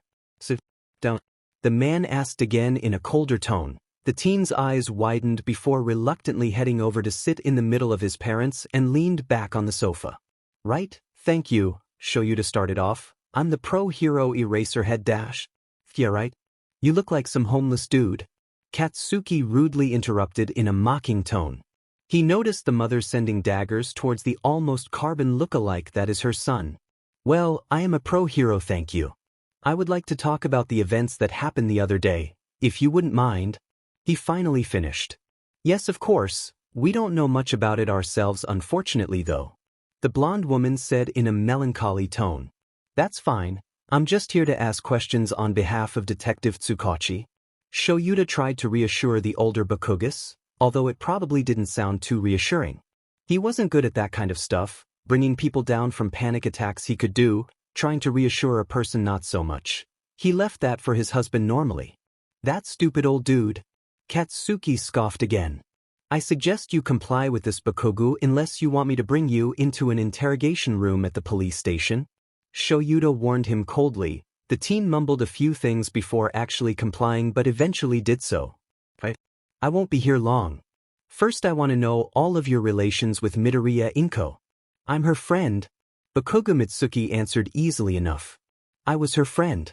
I knew her throughout middle school, but during college when she started the whole thing with using drags and then dating Hizashi, we grew distant. I know she signed herself into therapy for her drag usage, so I thought she had stopped." Bakugo Masaru answered calmly afterwards. Their son stayed quiet until his mother jabbed him with her elbow. "We saw her as an aunt." The boy grumbled. "Thanks, so I can assume you all know Midoriya Izuku?" A round of yes could be heard each at different times, and the pro-hero nodded his head. "All right, Bakugo." All the Bakugas turned focused on the man, Katsuki. "When I was talking to Detective Tsukachi, you said, 'Shitty Deku, who is that?'" Shouta questioned coldly. Even if it was Izuku, Katsuki should have never been calling someone that to begin with. He was staring directly at the boy, but he did hear both of the parents gasp in horror and disappointment, and Shouta could understand why. If he had heard Izuku call someone that, he would be more than disappointed. "Shitty Deku's the nerd." "Izuku," Katsuki replied proudly, like he didn't see anything wrong with what he just said. "Katsuki, do you know what that means?" Masaru whispered hesitance in his voice. "Of course I do. Deku means useless. 'Cause that's what the stupid nerd is." The teen snapped back to the brown-haired man. "Thought so?" Shouta thought angrily. "Right. Can you tell me why you think he's manipulating the police and heroes working on his case?" "And he would do that. Drags maybe, now that I know she took them before. But child abuse? Auntie Inko couldn't hurt a fly." The angered teen semi-shouted. "Thank you for your opinion, Shouta said calmly before being interrupted by the same angry teen. "It's not an opinion, it's a fact, you old man." "Katsuki," the woman shouted towards her son, gripping the edge of her skirt in a way that he can only imagine an angry parent would.